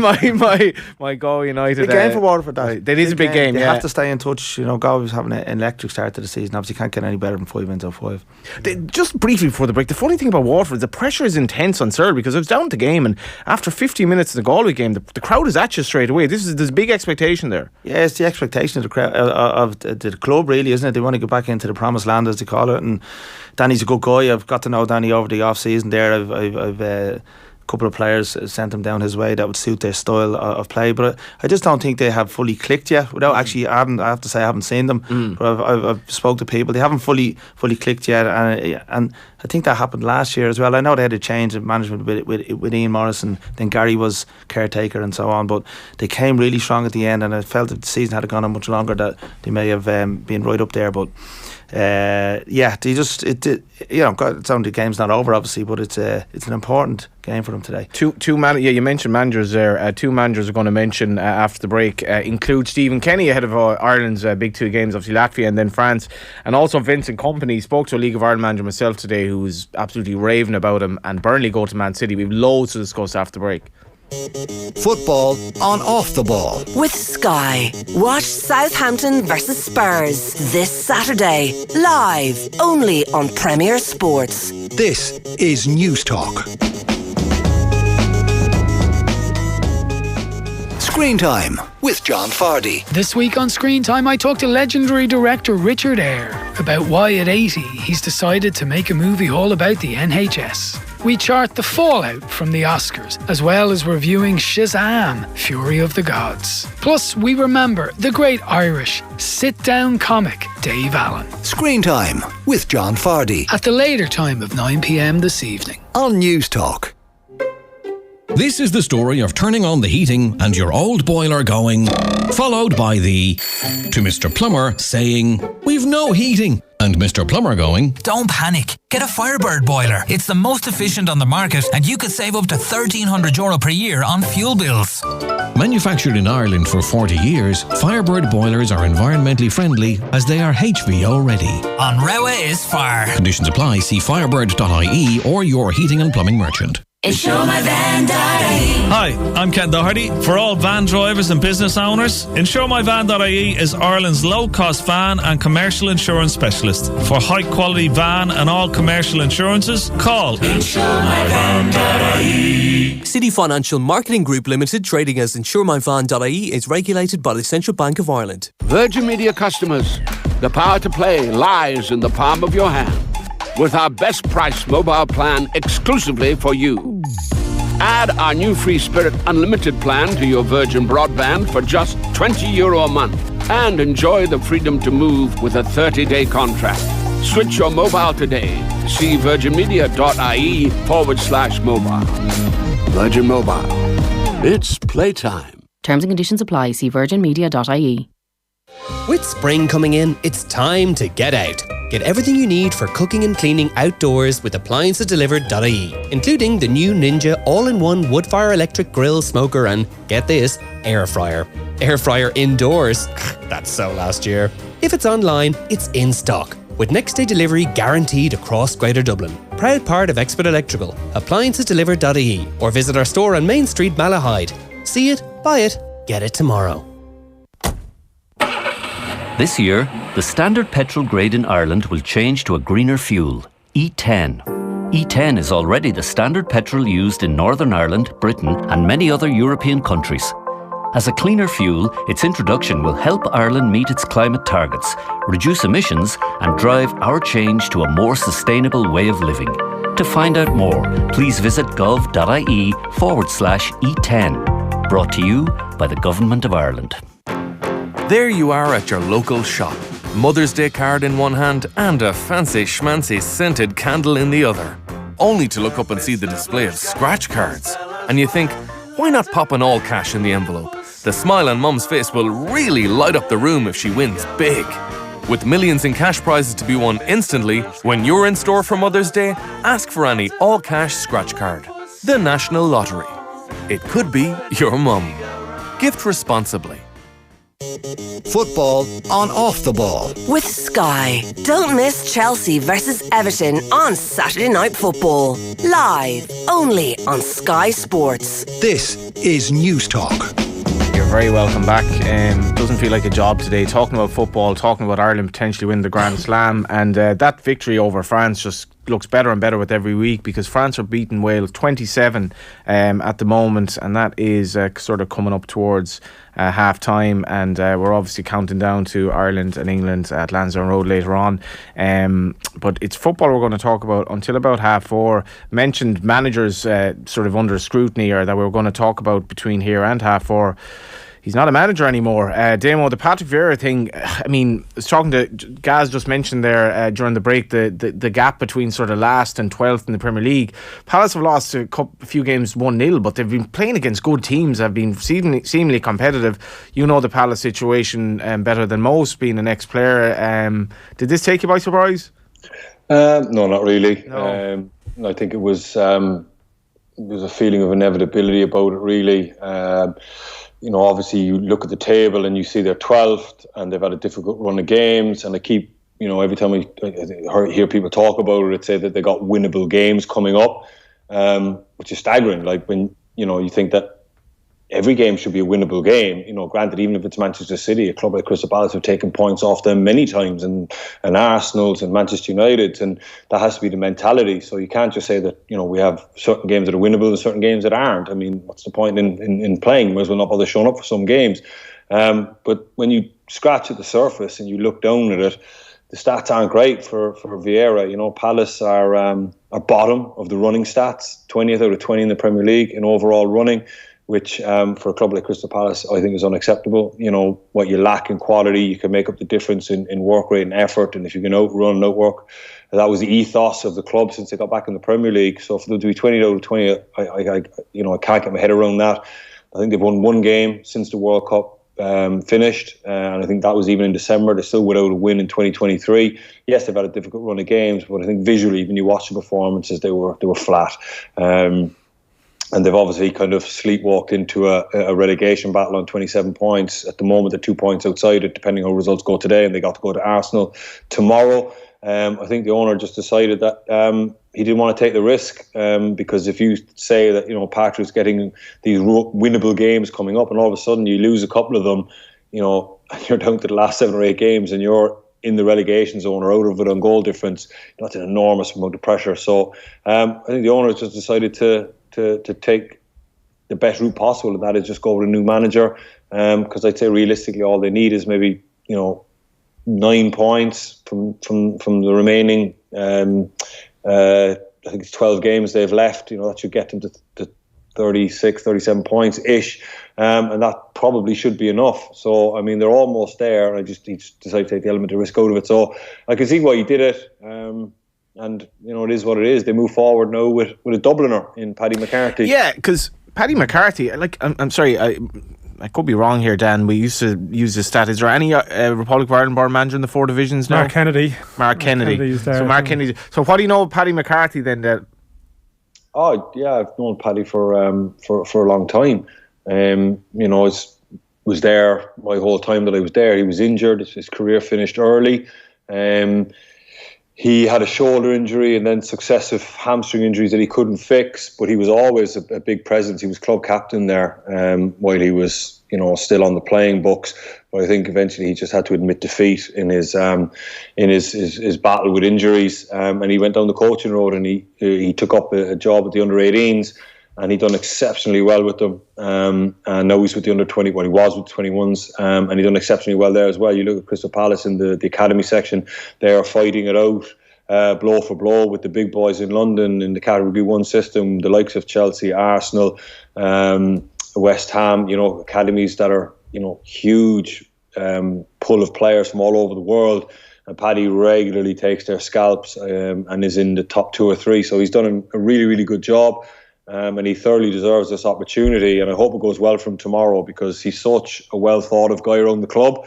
He's a leader, he's a motivator, he demands from people, and I hope it goes well for him tomorrow, because there's a good chance that he could get the job at the end of the season, and I couldn't wish it on a nicer fella, to be honest with you. Yeah, I was going to say that. Gaz, what have you made of it all? He's basically sacked at 7 o'clock in the morning, I think, of the way to training. Yeah, I suppose for most managers, it's inevitable that phone call is going to come. I always say that you're going to hand back the keys to the office someday. Hopefully, it's in a sort of positive. But unfortunately for Patrick, he's gone. But look, Damien would know more about Crystal Palace than I would. But I was looking at it going, it's so tight from 12th position right to the bottom. There's 3 points between all those teams. On the point of the running stats, I mean, it's not a badge of honour, but like some teams play different. They probably sit back more, and I don't watch Palace week to week. I saw them against Man City, and they were very competitive. Recently. Yeah, but if you're fighting for survival, you have to run. You have to. They probably didn't think they were fighting for survival. That was the whole thing. Well, the chairman thought differently, I suppose. But look, I mean, in a league where there's only 5 teams in or there's 20 teams in, somebody has to finish first, somebody has to finish last in everything. But when it comes to running stats and hard work and energy, the best teams in the world work really, really hard. So for somebody who would probably be less on the talent side, your run stats can't be bottom. They just can't be. You can't sell that, because I mean, prior to the last game, I think they went 3 or 4 games without a shot, full stop, not even on target, without a shot on goal, right? And running, people hear, team don't run, that means they don't run defense. You have to run with the ball, when you're in possession as well, run forward, run in behind, make selfless runs to create space for somebody else. But there just seemed to be an apathy in the games that I watched, and you could see, even visually, that when they won the ball back, everyone was just kind of standing where they were, or gradually kind of jogging to where they wanted to be. There was no energy, no intensity, no desire about them. I think the thing, Dane, what they said was that the players did look like they'd sort of lost faith in it. Look, there was an incident as well with Sean Derry being moved on from his role as an assistant or a coach there. So that wasn't, the best of situation. Sean Derry, played for a long time at Crystal Palace, and he didn't like the way it was going. He got moved on, and look, visually, man, you watch Crystal Palace, you can't get away from it. It wasn't going well, and he couldn't take the risk. Everyone would say that he would have turned it around. Well, if he would have turned it around, then you would have seen that. And even the Man City game, they done okay, but ultimately they didn't offer anything. They didn't attempt to land any blows. They were just kind of sitting in, defending, doing their bit. They didn't completely down tools. They were still trying, but you want to see a bit of effort, a bit of we can actually win this. You might not, but you want to at least look like you want to. When you win the ball back, you counter-attack at pace and you run back at pace and you're throwing bodies in the way. There was an inevitability about that City result, even though it only came through a penalty. But all the games, I've watched highlights or extended highlights, if not the full game of all their games, and it was flat, man, and you can't get away with that. Not a club like Crystal Palace. So, Damo, if they canvass the fans like today, the majority or the vast majority would say they've made the right call. Probably, yeah. I would say so. I don't think anyone could argue it, really, to be honest with you, because it's interesting, Dan, as well. Damo speaking that Paddy McCarthy, this goes well, he could be here at least until the end of the season. If obviously baptism fire at Arsenal tomorrow. Yeah, well, I suppose, you look at, you have Paddy McCarthy at the club, Dean Kiley's there, Stephen Rice, who's on the Ireland staff, previously was there. It's actually only a couple of months back. It was in pre-season. Dundalk and Cork were playing up in Abbottstown. I went up to it, and Paddy McCarthy was actually there with people from Palace because they were signing Franco Ume. He was playing that day, and you fast forward on, and he's now going to be on the dugout in a Premier League game, which is sort of so it's extraordinary, really. But that's how quickly your life can change. Like you see the Southampton manager now, like Ruben Sellers, like who's this wasn't coming at the start of the season. I hope it goes really well for him. I mean, it is slightly unusual given the percentage proportion of like Irish players that there is in the 4 leagues, that there's been it's slowed down in terms of managers. Now I do think we probably have quite a lot of future managers, I would say, in the system over there who are making their way at the moment, like the likes of John O'Shea, who's in with Ireland as an assistant, and there's others around the place as well that I think eventually you see, like Paul McShane are doing stuff in coaching, and there'll be others, and I think more doors will open for them over there. Alan Sheehan was assistant manager at Southampton when he went with Nathan Jones, so like I think that will change. So no, I hope it goes really well for him. I mean, it is crazy though. Like this is definitely, I mean, I can remember old Premier League relegation battles over the years that are memorable enough, but like to have 4 points between 12th and 20th as it stands, with Southampton are drawing at the moment. Only 3 teams in the bottom half have the same manager they had at the start of the season. In the bottom half? Yeah, only 3. Can you guess them? West Ham, yeah. West Ham. He's been under pressure. West Ham with Leicester. Leicester. Under pressure. Brendan Rodgers, they're 1-0 down today. And Steve Cooper, who at the start looked like he was going to get sacked maybe 5-6 games into the season. So Damo, explain that actually, because generally sacking a manager it doesn't work. Obviously there's a financial cost, but they believe that the financial cost the end justifies the means. But you basically, all these teams, the manager's going to get sacked, and like is that the right way for football to be going, where effectively you've no shelf life at all as a football manager? I think so. Yeah, I think it's fair enough. Right. If you get into the business, you understand that it's results orientated. If you don't want to be working at that end of football, the pressure end of it, then go get a job in the youth team. Because that's. So you would have sacked Alex Ferguson long before he became one of the greatest managers ever. Well, you can't just cherry pick one. I mean, he's an exception. Yeah. Were Man United in danger of getting relegated? No, they weren't. And the vast majority of managers that get sacked are the ones that are getting relegated or aren't meeting the standards. Like Graham Potter has done ever so well to survive. But I mean, if he got sacked, in the summer, if he doesn't get what he wants with them, because I think the only reason Graham Potter wasn't sacked is because that he knew the squad needed a rebuild and they had a lot of injuries, but they've now given him all the tools necessary to do his job. So there will be a standard now for him to reach. And if he doesn't reach it, he will be gone very, very soon, because you can't spend that amount of money in January and then still complain. Like, he would have had an argument pre-Christmas saying, look, my injuries, these players are finished, the squad needs a rebuild. But if you want to be a manager in the Premier League or at any professional level, you have to understand that it's a results-oriented business. And if you aren't getting results, then it's not for you. And you can't complain then you don't get sacked. Or when you get sacked, sorry. If you want that job, go and work for an under-16s team where you can lose a few games and it's about development and that side of it. But professional football is about winning games of football. That's just full stop. So, but so Damo, by your logic, then should Potter have already been sacked from Chelsea? No, because I think he had a case. Okay, and I said that. I think that he probably took over Chelsea where the squad was in need of a rebuild, and he had an incredible injury list, and he was struggling massively. But he was entitled to go back to the board and say, "Hey, listen, I asked for X, Y, and Z. You didn't give it to me." And the board obviously listened to him and said, "Okay, fair enough." They've now given him X, Y, and Z. So he is under an enormous amount of pressure, an enormous amount. He's probably done well to cling on, is what he did. But, if you work for Roman Abramovich, the one thing you could never label at him, with all the managers he used to get rid of, is he backed every manager. So that's just the nature of the business. I'm sorry, but I don't have. Yeah. I think it's entirely wrong. I think you can't. How can you just lay the foundation work? It's kind of like building a house and you haven't even gotten to the second floor and you're sacked because I'm trying to build something here. Give me a bit of time. But just to mention a couple of scores, brilliant goal by Porro. Tottenham have breached Gavin Zunu 1-0 at St Mary's. Brilliant strike off the bar. Villa 1-0 up against Bournemouth. Brentford 1-0 up against struggling Leicester City, who Dan mentioned there. Leicester having a really, really poor season. At least 1-0 up at Wolves. Gaz, you want to come in? Yeah, just on the Graham Potter one. It's I don't know. it's a different strategy the club are going to. I actually think what a manager always looks for is ask for everything you want, you won't get it, but I actually think Graham Potter's been given too much. That might sound a crazy statement, but there's been players brought in there, unbelievably talented players, and the game never changes. You have one goalkeeper and 10 outfield players, and you have such an influx of expensive talent that brings its own headache for the manager. Now, from that point of view, you look at that and go, obviously there's competitions. They're competing in the quarterfinals of the Champions League. Obviously they need to improve in the Premier League. I think he'll definitely get another window more time to do that. But yeah, I just think now, just from a Chelsea point of view, the way the American owners come in, and I think some of these owners can ruin football. He's trying to bring a different strategy in of bringing in players on 8-year deals and so on.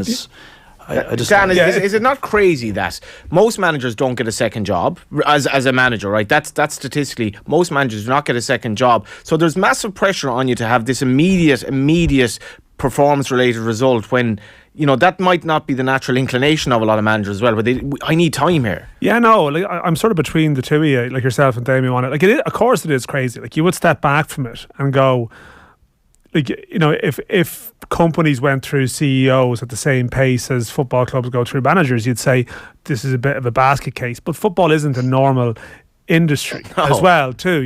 There's insane amounts of money.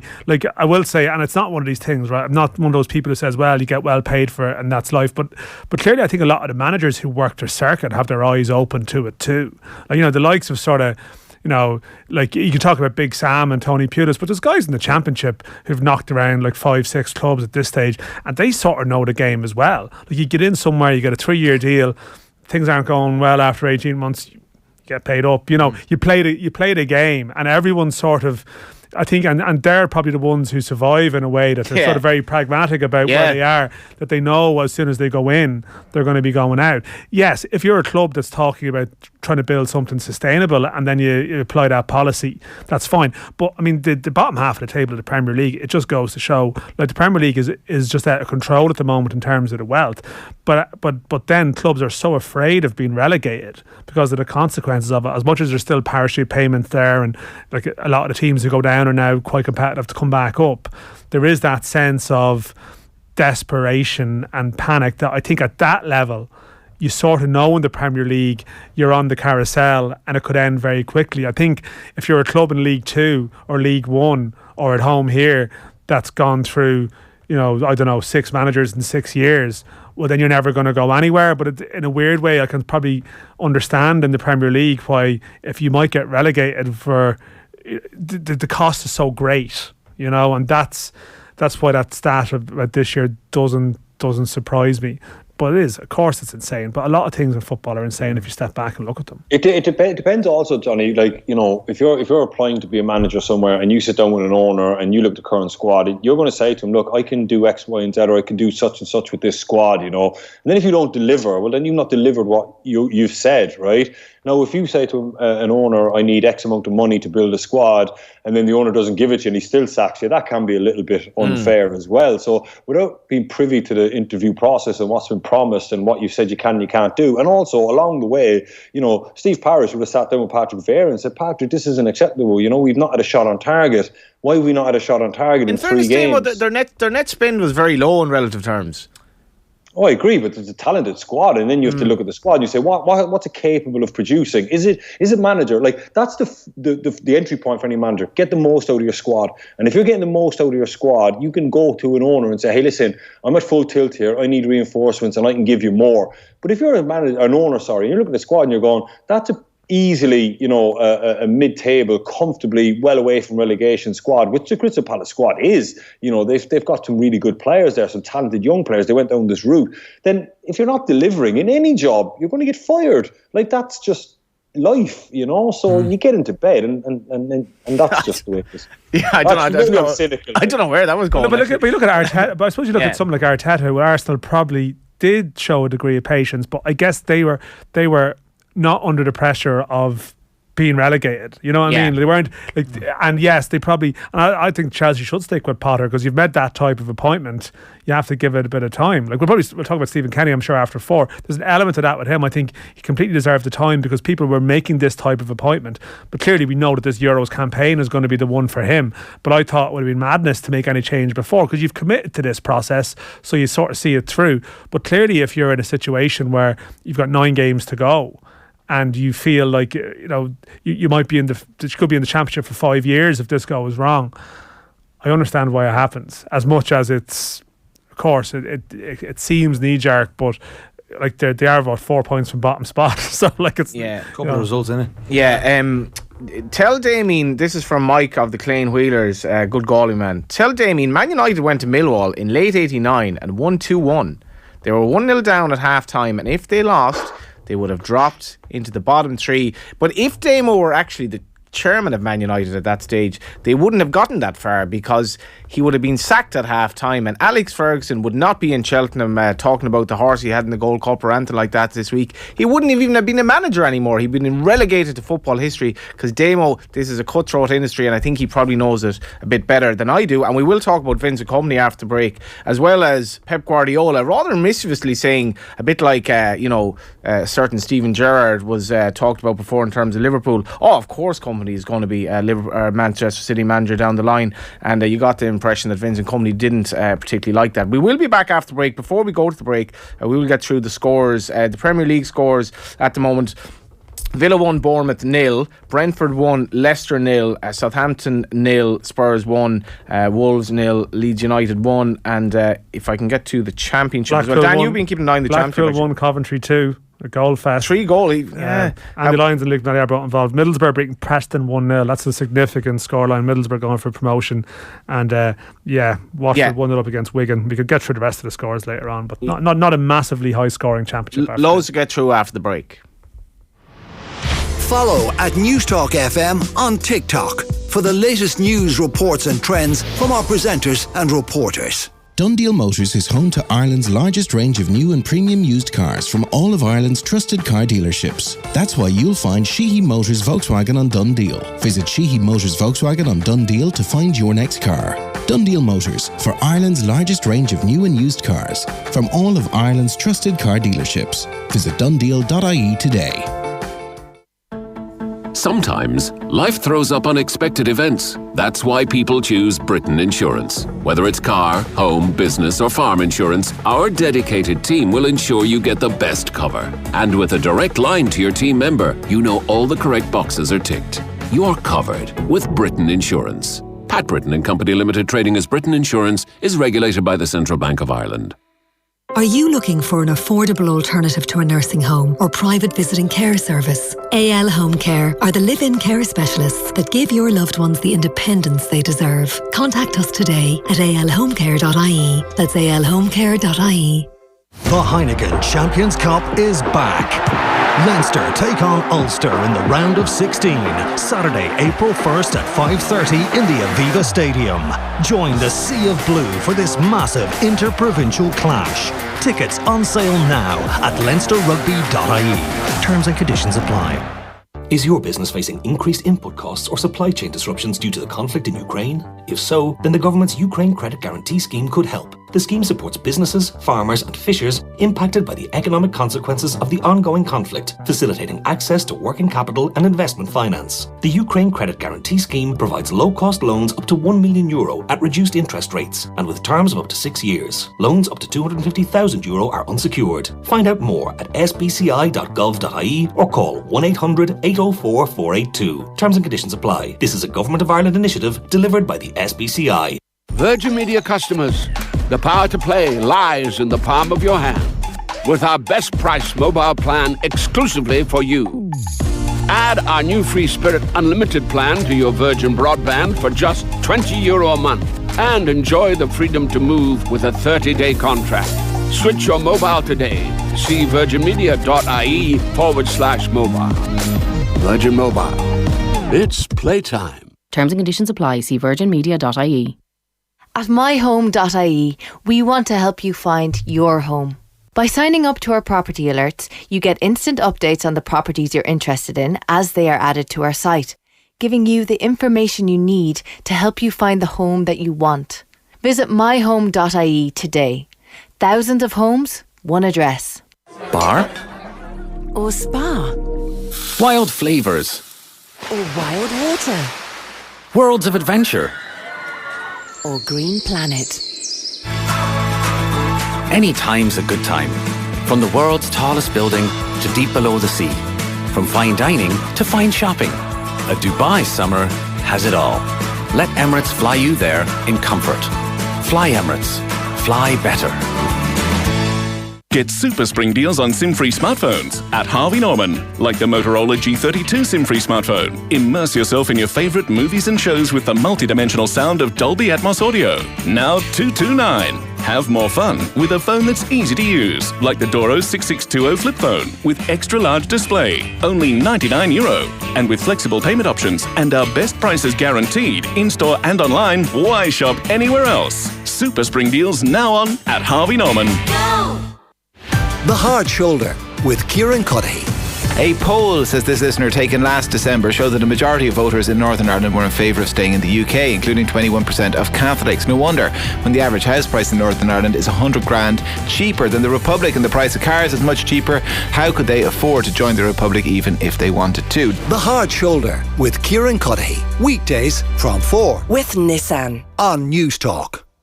On 106 to 108 FM. On the News Talk app, powered by Go Loud and smart speakers. This is News Talk.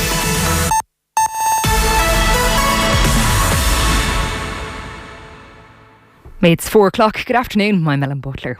Raccoon dogs and other animals may have been present at a market in China where COVID-19 may have originated. The World Health Organization says new data has been published from the Hunan seafood wholesale market in Wuhan relating to samples collected in the market from January 2020. This included DNA from wild raccoon dogs, Malaysian porcupine and bamboo rats, among others. A 23-year-old man has been arrested in relation to the attempted murder of Detective Chief Inspector John Caldwell in the North. The PSNI says it's in connection with the claim of responsibility made following the attack. He was arrested under the Terrorism Act following the search of a property in Derry this morning and taken to Belfast for questioning. Some members of the public say they've received threatening letters from Revenue regarding local property tax payments. In the letter, Revenue claims it will contact the individual's employer over the unpaid tax. That is, despite direct debits being set up by taxpayers to pay the annual charge. Social Democrats TD Catherine Murphy says clarification is needed. It appears that could be a glitch in the Revenue's own system. And I think the Revenue Commissioners need to come out, or the Chairman of the Revenue Commissioners needs to come out and clarify just exactly what's happened here. Now, it looks like there was quite a large number of letters sent out, and the tone of them obviously is quite threatening. Donald Trump says he expects to be arrested on Tuesday in the criminal case in New York involving hush money payments to porn star Stormy Daniels. The former US president posted on Truth Social in block capitals that illegal leaks from the Manhattan District Attorney's office indicate his arrest is imminent. He also urged his supporters to protest and take back our nation. Elsewhere, the chief executive of the Scottish National Party has confirmed he's stepping down immediately. Peter Murrell's departure follows that of his wife and party leader Nicola Sturgeon. He's accused of undermining the leadership contest in a controversy surrounding the loss of 30,000 party members in the space of a year. His wife made this statement to reporters. He's obviously taken responsibility for the recent issue with membership.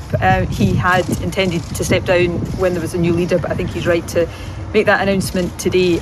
And finally for now, a new study has revealed those who go the extra mile in their job are more likely to be exploited by their bosses. Researchers at Duke University found employers were more likely to take advantage of loyal staff members because they were seen as easier targets. These employees regularly worked longer hours, did things that were not in their job description and brought work on holiday with them. And that's your news at 4:02. News Talk weather. Thanks to Ryanair. Get the best summer tan with low fares to Alicante, Faro or Malaga. A mix of sunny spells and scattered showers for the rest of the day. Highs of 9 to 13 degrees. And now you're up to date on News Talk. Football on Off the Ball. With Sky. Catch Man City versus West Ham on Super Sunday. Live only on Sky Sports. This is News Talk.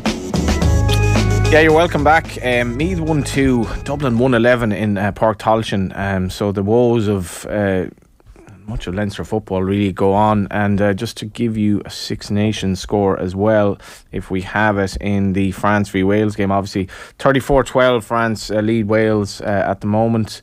George North with Wales' first try, and we're obviously building up to the big one at Lansdowne Road. And just to reiterate the scores in the Premier League, Aston Villa 1-0 v Bournemouth, Brentford 1-0 at home to Leicester City, Southampton 0, Spurs 1, Wolves 0, Leeds 1. Very much a League of Ireland feel to those scores, a lot of 1-0s. And I should mention the League of Ireland as well. In the first division, Bray have gotten a goal back against Waterford, who are now down to 10 men. So Bray Wanderers, your old club under Ian Ryan these days. Yeah.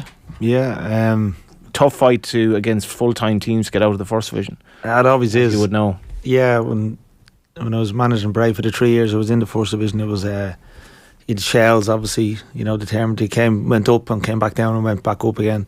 You had your Waterford and Galway United full time, and everyone's fighting to get back into the Premier, which is understandable. But as a part-time club, it's hard to compete against that, the resource that they have. But at the same time, it's not an excuse, Damien mentioned earlier on about winnable football matches. When I was manager of Longford last year, our best run of form was against the full-time teams. Why? Well, we had players that want to be full-time footballers as well. But we had a really good team. I'm going to say well coached. Well, actually, somebody said that to me, that if Gary Cronin is a manager to look out for, because there's obviously Rory Higgins, because he's look at all the players he signed that you worked with, the likes of Brandon Kavanagh, Brian Maher, Ryan Graydon, obviously, who was excellent last night. I thought Brandon did nice in a little cameo when he came on as well. Yeah, they're really good people there. Good fellas that want to do well. Are you now going to be a coach rather than a manager, though, or where are you in terms of? Are you happy with playing the? Yeah. At the moment, I'm delighted to be Declan's assistant at the moment.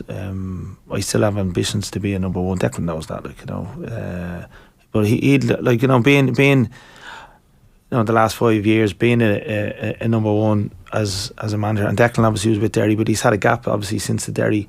He'd lean on me quite a bit for one or two things, because I've sort of been continuous along. But look, he's been a great help to me, I have to say. He's been really, really good to work for. A bit of breaking news as well. You actually gave Andrew Moore in his debut, Dan's beloved Andrew Moore. We'll talk about Evan Ferguson, but this lad isn't bad either.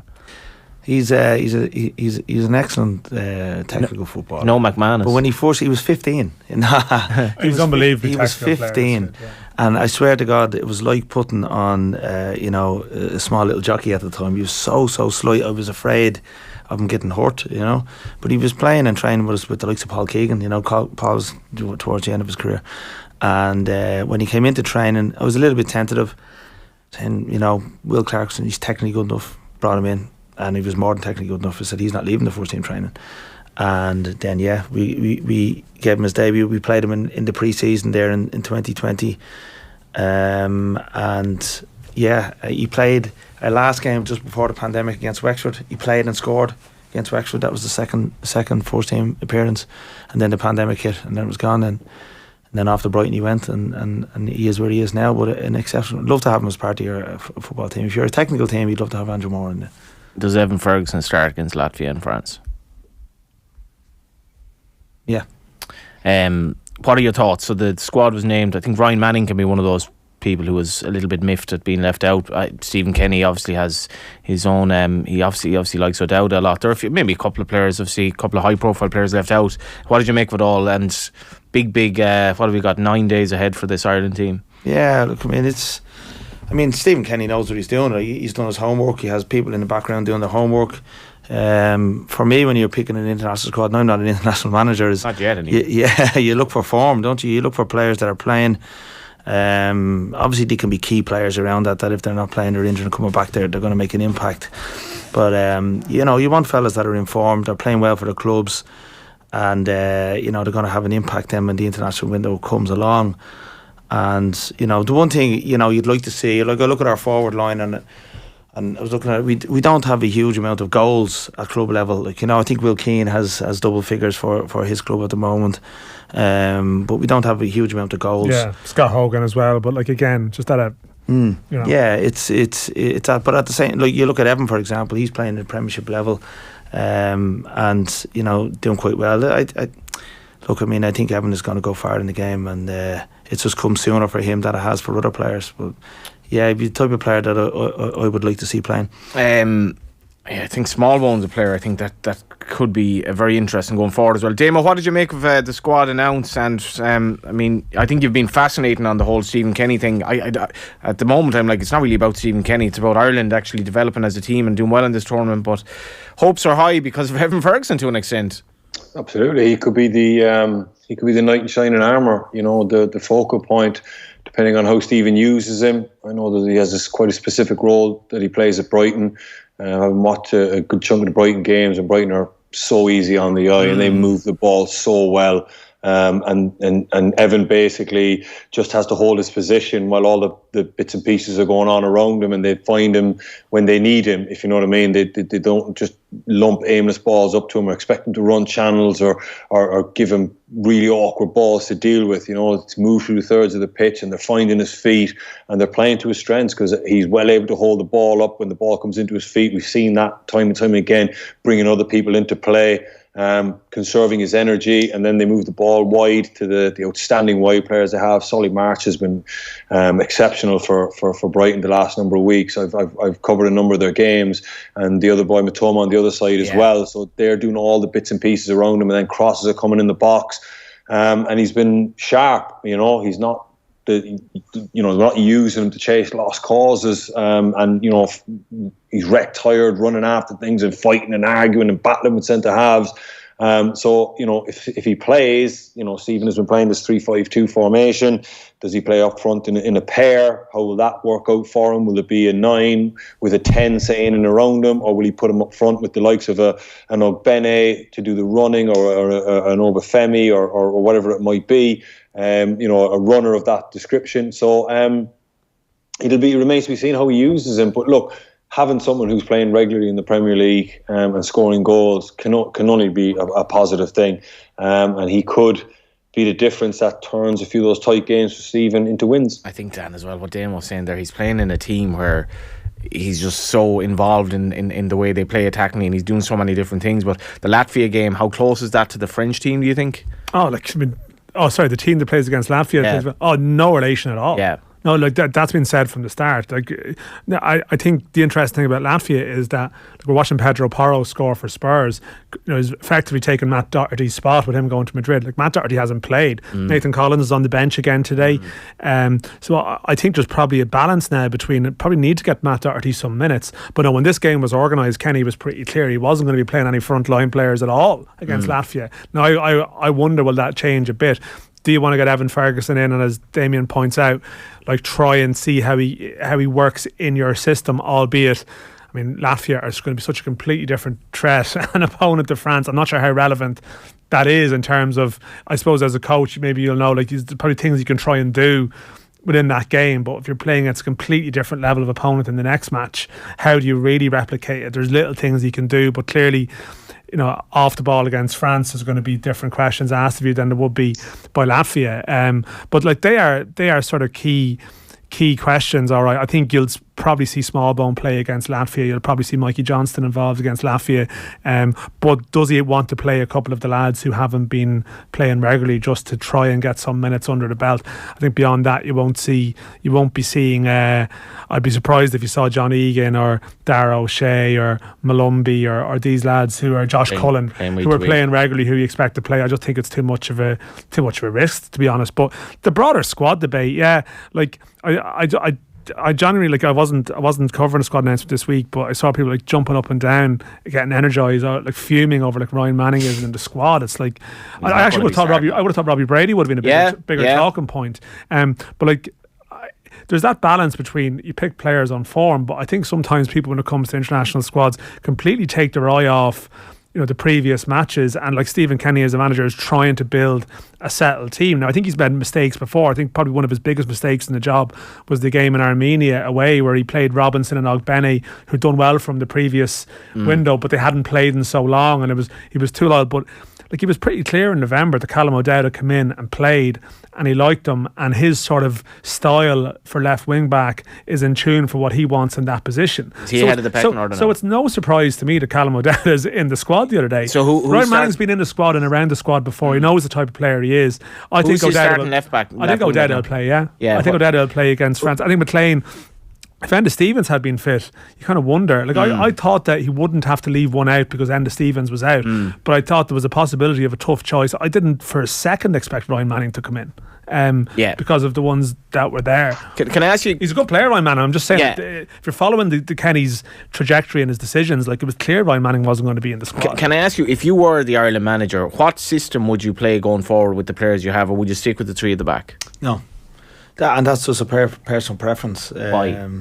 It's the way I see the way my teams would play. Like, you know, it's, you know, or 4-5-1, 4-3-3. Listen, I'm a back four man. Like, you know, and there's ways around what way you use your centre backs and who may drop in if they were going forward, and what way you may use your full backs and so on.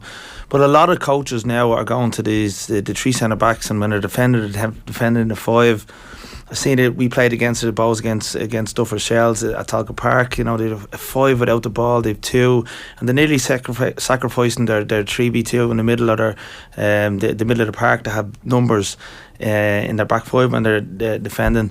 And then when they're changing that to an attack, they have three forward players playing, two holding midfielders, and wing back slash 5. So in an attack, you have your 3 centre backs, and then your 4 across the middle. Your wing backs come up, and you still have your 3 up front.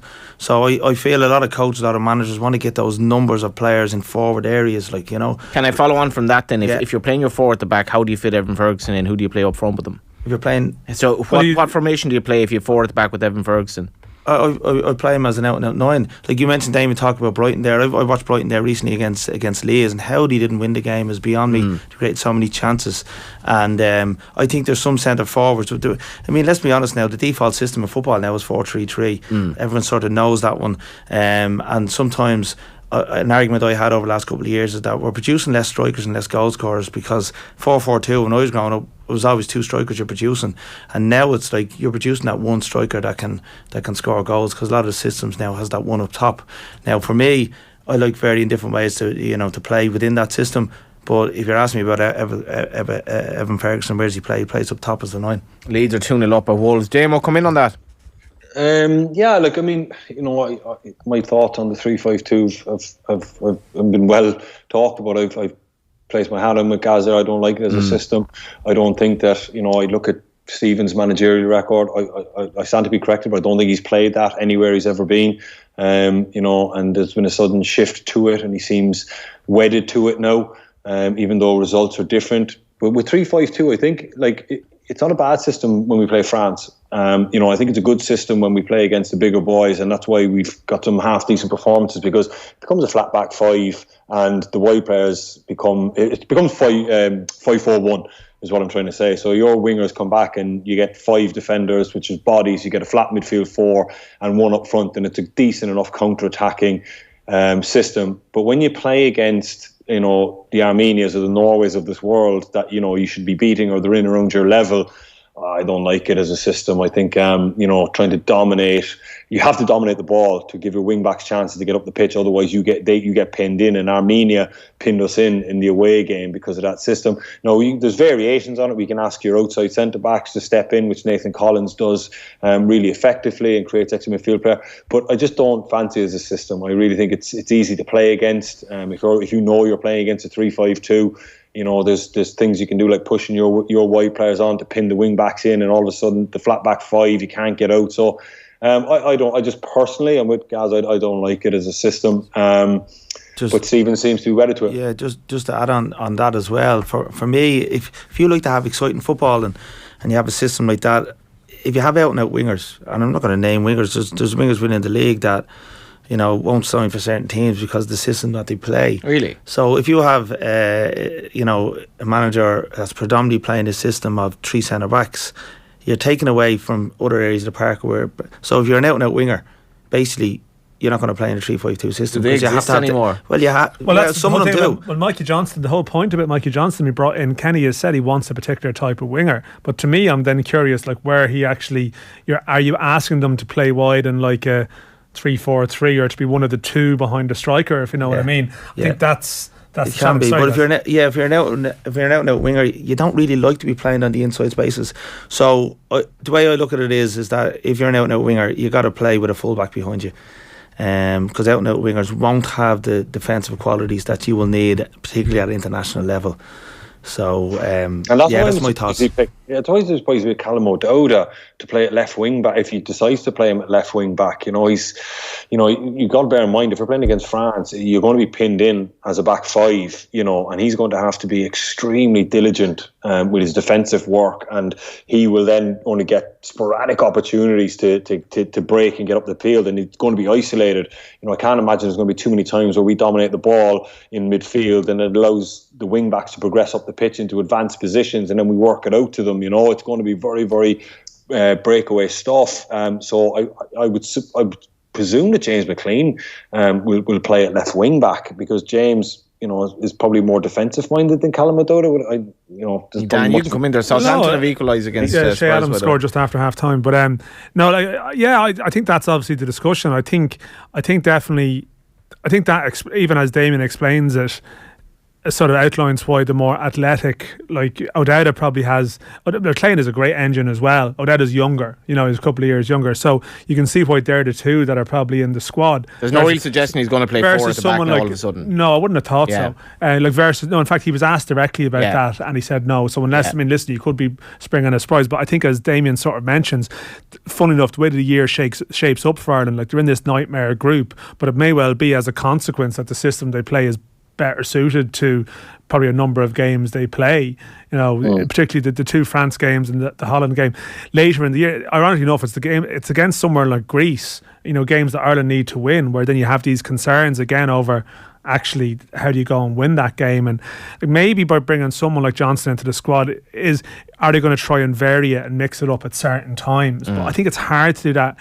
And look, these are all highly coached players at a level. They're probably all looking at Ryan Manning, for example. Like, he has played in a back three and a back four this season, and I think Cardiff have done a little bit. Some other teams, they change a lot, but maybe he's decided after all the chopping and changing of his first couple of years that he's just going to stick with a system. He's built the squad and just go with it, and you live or die by it. Here's a question for you, Dan. Right, so when he first got the job for the playoffs, he did play a kind of a 4-2-3-1, right before the start, and then Anthony Barry comes in, and all of a sudden now Ireland are playing 3-4-3.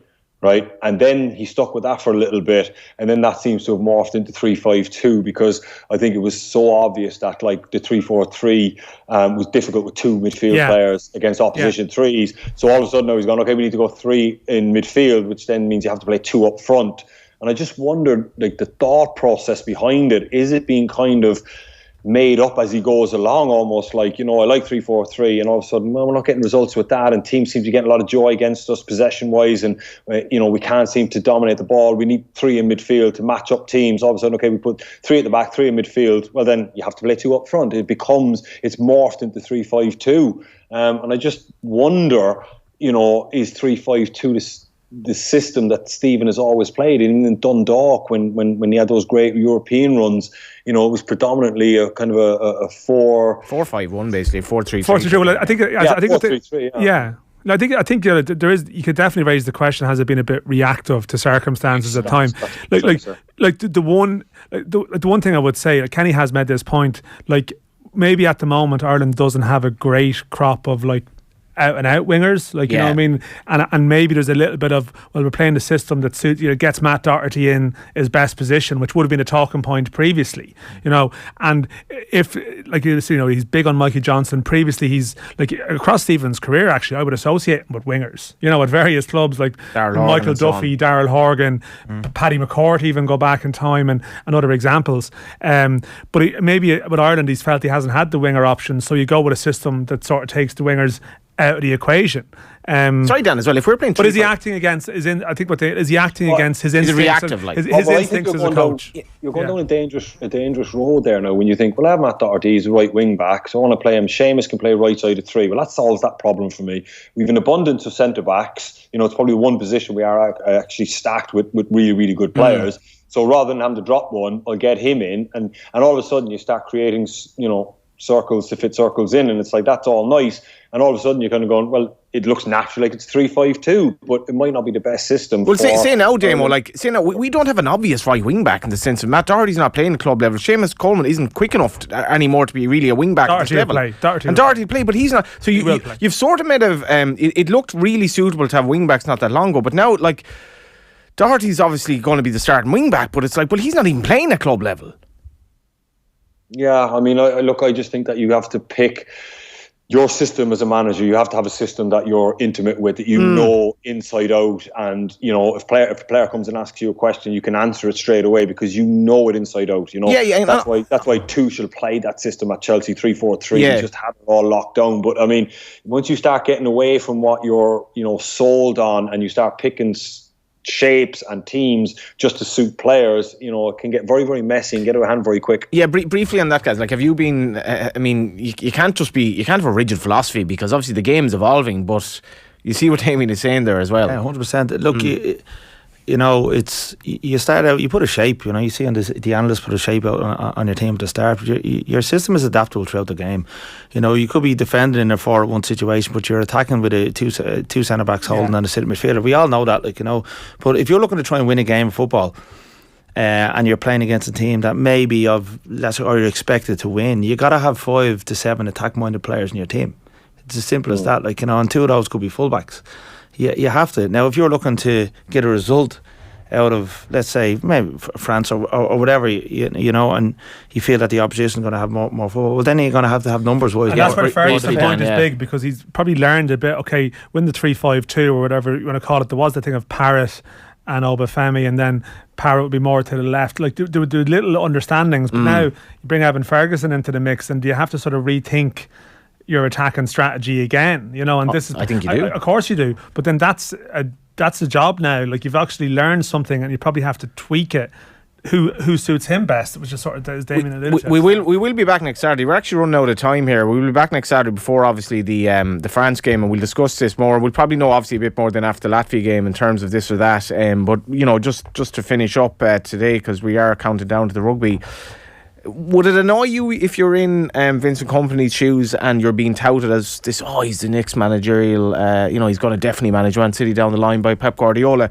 Vincent Kompany, I was just actually staggered by reading this today in The Guardian. Burnley were the same odds to get relegated as they were to win the league, and they're running away with the championship with Josh Cullen hugely instrumental. Kevin Kilban wrote about it again today, just speaking about the Cullen always looking for the ball in every situation. I would argue probably Ireland's first player on the team sheet, possibly full stop at this stage. So Kompany now goes over. There's a statue of him outside the ground, but obviously he's playing Man City in the FA Cup. Look, I wouldn't pay too much heed to it. I'm sure he hasn't paid too much heed to that. Like, it's noise outside of what he has to do. Because when you're a manager, like, you're fully focused on what you have to do in relation to the next game and so on. That so people saying that he's going to be the next Man City manager, I don't think he'd be taking heed. But I actually think, if there was going to be an upset in the FA Cup this weekend, that it could be that game. Of course, everyone expects Man City to win, the talent that they have, but for one player or for one person to know what Man City are all about, and I'm talking about the finer detail. I'm not just talking about what we all see. There's finer detail that Vincent Kompany, I would feel that he's privy to that nobody else would be, and that could be a difference. Could be. Yeah, that's fair enough. Never know. Wolves 1, Leeds 3. Jack Harrison, Luke Ailey and Christensen. Peter Collins on a half time in that game, by the way. They changed. Interesting, yeah. So that mightn't be a bad thing either. They're under duress, so bring on Nathan Collins. Well, they've conceded 2 goals since he come on, so that's a slight issue. But they're like slight. Well, I'm just might have had nothing to do. I'm just bringing the facts to the situation here, Johnny. I'm not adding comment. I'm just you were suggesting that he's come on at 3-1. At least he's gotten his place back to an extent anyway. Off Craig Dawson, so I think longer term. We wouldn't have been thinking that, to be fair, not that long ago. It's Brentford 1, Leicester 1, Southampton 0, Southampton 1, Spurs 1. It's 2 now actually. Spurs have just scored. Harry Kane could have declared for Ireland, of course. Aston Villa 1, Bournemouth 0. Briefly, Damo, the Vincent Kompany story is fascinating, really, and today is going to be fascinating. Oh, it's a great day for him personally, but he strikes me as the type of individual that won't get carried away by it. He'll be fully focused on the job at hand, going there. With regards to him being touted for the City job, that's obviously natural. That won't bother somebody like Pep Guardiola at all.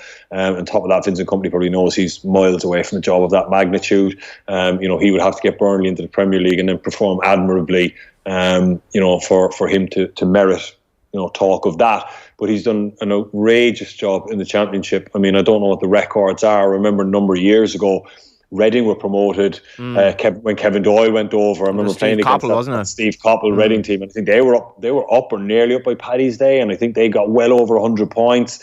But Vincent Kompany, I think, is going to obliterate all that, to be honest with you, because I think they're as good as promoted. They're on 83 points, the 19 points clear. I think it's Middlesbrough or somebody, Blackburn maybe below them, would nearly have to go win every game to catch them. So I mean, they're as good as promoted, no, just not mathematically, and no, it'll just be about the record with that Reading team. That's the best one I can remember. I'm sure if you go back further, there will be more, but it's an incredible achievement for them. They've just been an absolute juggernaut in a league that, to maintain those standards, with the amount of football you play in that division and the physicality and the physical demands of that league, is brilliant for him. Today we're brought to you by Sky. Get all the football you love in one place across Sky Sports, BT Sport and Premier Sports. Thanks a million for being on, Damo. Thanks, lads. Just very briefly, you're flying really, really high, but obviously keeping your feet in the ground at Dalymount. Yep, take each game as it comes. It's international break week now, so we've no game next weekend, and the Premier League starts off then the following week. We'll have Sligo away on the Saturday, so the games before we'll know what's up. But we're not. Look, it's nice to be on top of the table, but that's all it is. It's 6 games in. Obviously, at the start of the season, we're very much in our infancy. It's a squad that Declan's put together in an off season. A lot of players getting to know each other. But one thing we're trying to drill home throughout the whole lot is that while we're getting to know each other, while we're getting to know me, what way we like to coach, Declan, what way he likes to play, and in relation to with and without the ball, while all that's going on, there's no excuses in relation to results. Results doesn't give you that sort of platform to say, listen, you have a year to do it. You have to get results along the way, and that's what's driving us forward at the moment. Going, look, when things aren't going to plan on the pitch, which in every game there's been periods where things haven't gone to plan, is that the lads understand that they have to find their own ways through certain situations on the pitch, and ultimately at the end of it, we have to come out with a result that, at after a certain amount of games played, you say that's an acceptable number of points. Obviously, 6 games in, 15 points out of 18 is a good return. But that's all it is at the moment, and everyone will be able to try and beat us, obviously. Dan, they've made it interesting.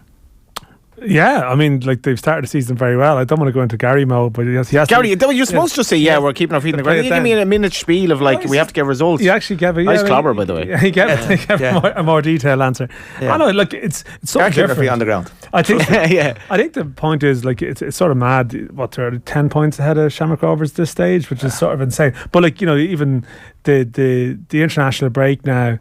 Again, how clubs, I don't know, you do that in special, you just training as normal, do you give the lads a few days off, or what way you handle it? Most clubs be given a couple of days off, and then you just go back into training mode, early next week, and off we go. Now there's a heavy schedule then. Easter weekend's crazy. we've Rovers, Shamrock Rovers, You've Shamrock Rovers, Derry, and Derry on the Easter Monday, and Pats on the Friday. Pats on the Friday. So there's #easy. That sums up why it's such a fun league. Thanks a million for coming in. No problem. Yeah, we'll get Pleasure. you again. And, yeah, absolutely. Yeah, really enjoyed it. Thanks a million, guys. Yeah, we are counting down to a certain rugby game. Football on Off the Ball. With Sky, all the football you love in one place. Across Sky Sports, BT Sport and Premier Sports. Taking Stock. Taking Stock this week is embracing St. Patrick's Weekend, and we'll be looking at the growth of festivals in Ireland and the significant contribution that they now make to our economy. Céad Míle Fáilte, President Biden, one of Ireland's most experienced diplomats, former Irish ambassador to the US, Michael Collins, joins us to give us the lowdown on what's going on behind the scenes as Ireland prepares to welcome the most Irish president since John F. Kennedy. And finally, as the financial markets watch with trepidation, can Ireland's so-called leprechaun economics avoid a financial storm? Taking Stock. With Mandy Johnston, thanks to Skillnet Ireland. That's all on this week's episode of Taking Stock with me, Mandy Johnston, here on News Talk on Sunday morning at 9. Get super spring deals on Bosch appliances at Harvey Norman. Save time and energy with the Bosch 9kg graphite grey washing machine with Speed Perfect that cuts the washing time by more than half without compromising results. Now $799. Pair with the matching 9kg heat pump tumble dryer. Now $899. Buy both products and get a bonus €50 gift card with our best prices guaranteed in-store and online. Super spring deals now on at Harvey Norman. Don't miss out. Go! Your son, who smiles every time he gets a message from a certain someone. The twins, who think your son has lost his mind. Their granny, who knows that if hearts get broken, she's only ever a call away. Whatever your clan are up to, connect them with Vodafone Red Family. Add family members young and old for just €5 a month. Go online or in-store to find out more. Vodafone. Together we can. Subject to eligibility. 12-month contract and terms. See vodafone.ie/terms. What does Ireland's future look like?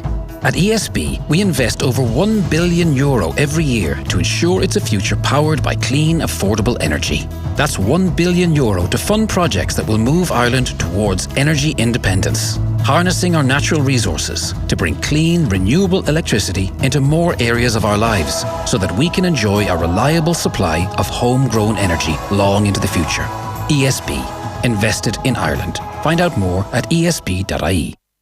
InsureMyVan.ie. Hi, I'm Ken Doherty. For all van drivers and business owners, InsureMyVan.ie is Ireland's low-cost van and commercial insurance specialist. For high-quality van and all commercial insurances, call InsureMyVan.ie. City Financial Marketing Group Limited, trading as InsureMyVan.ie, is regulated by the Central Bank of Ireland.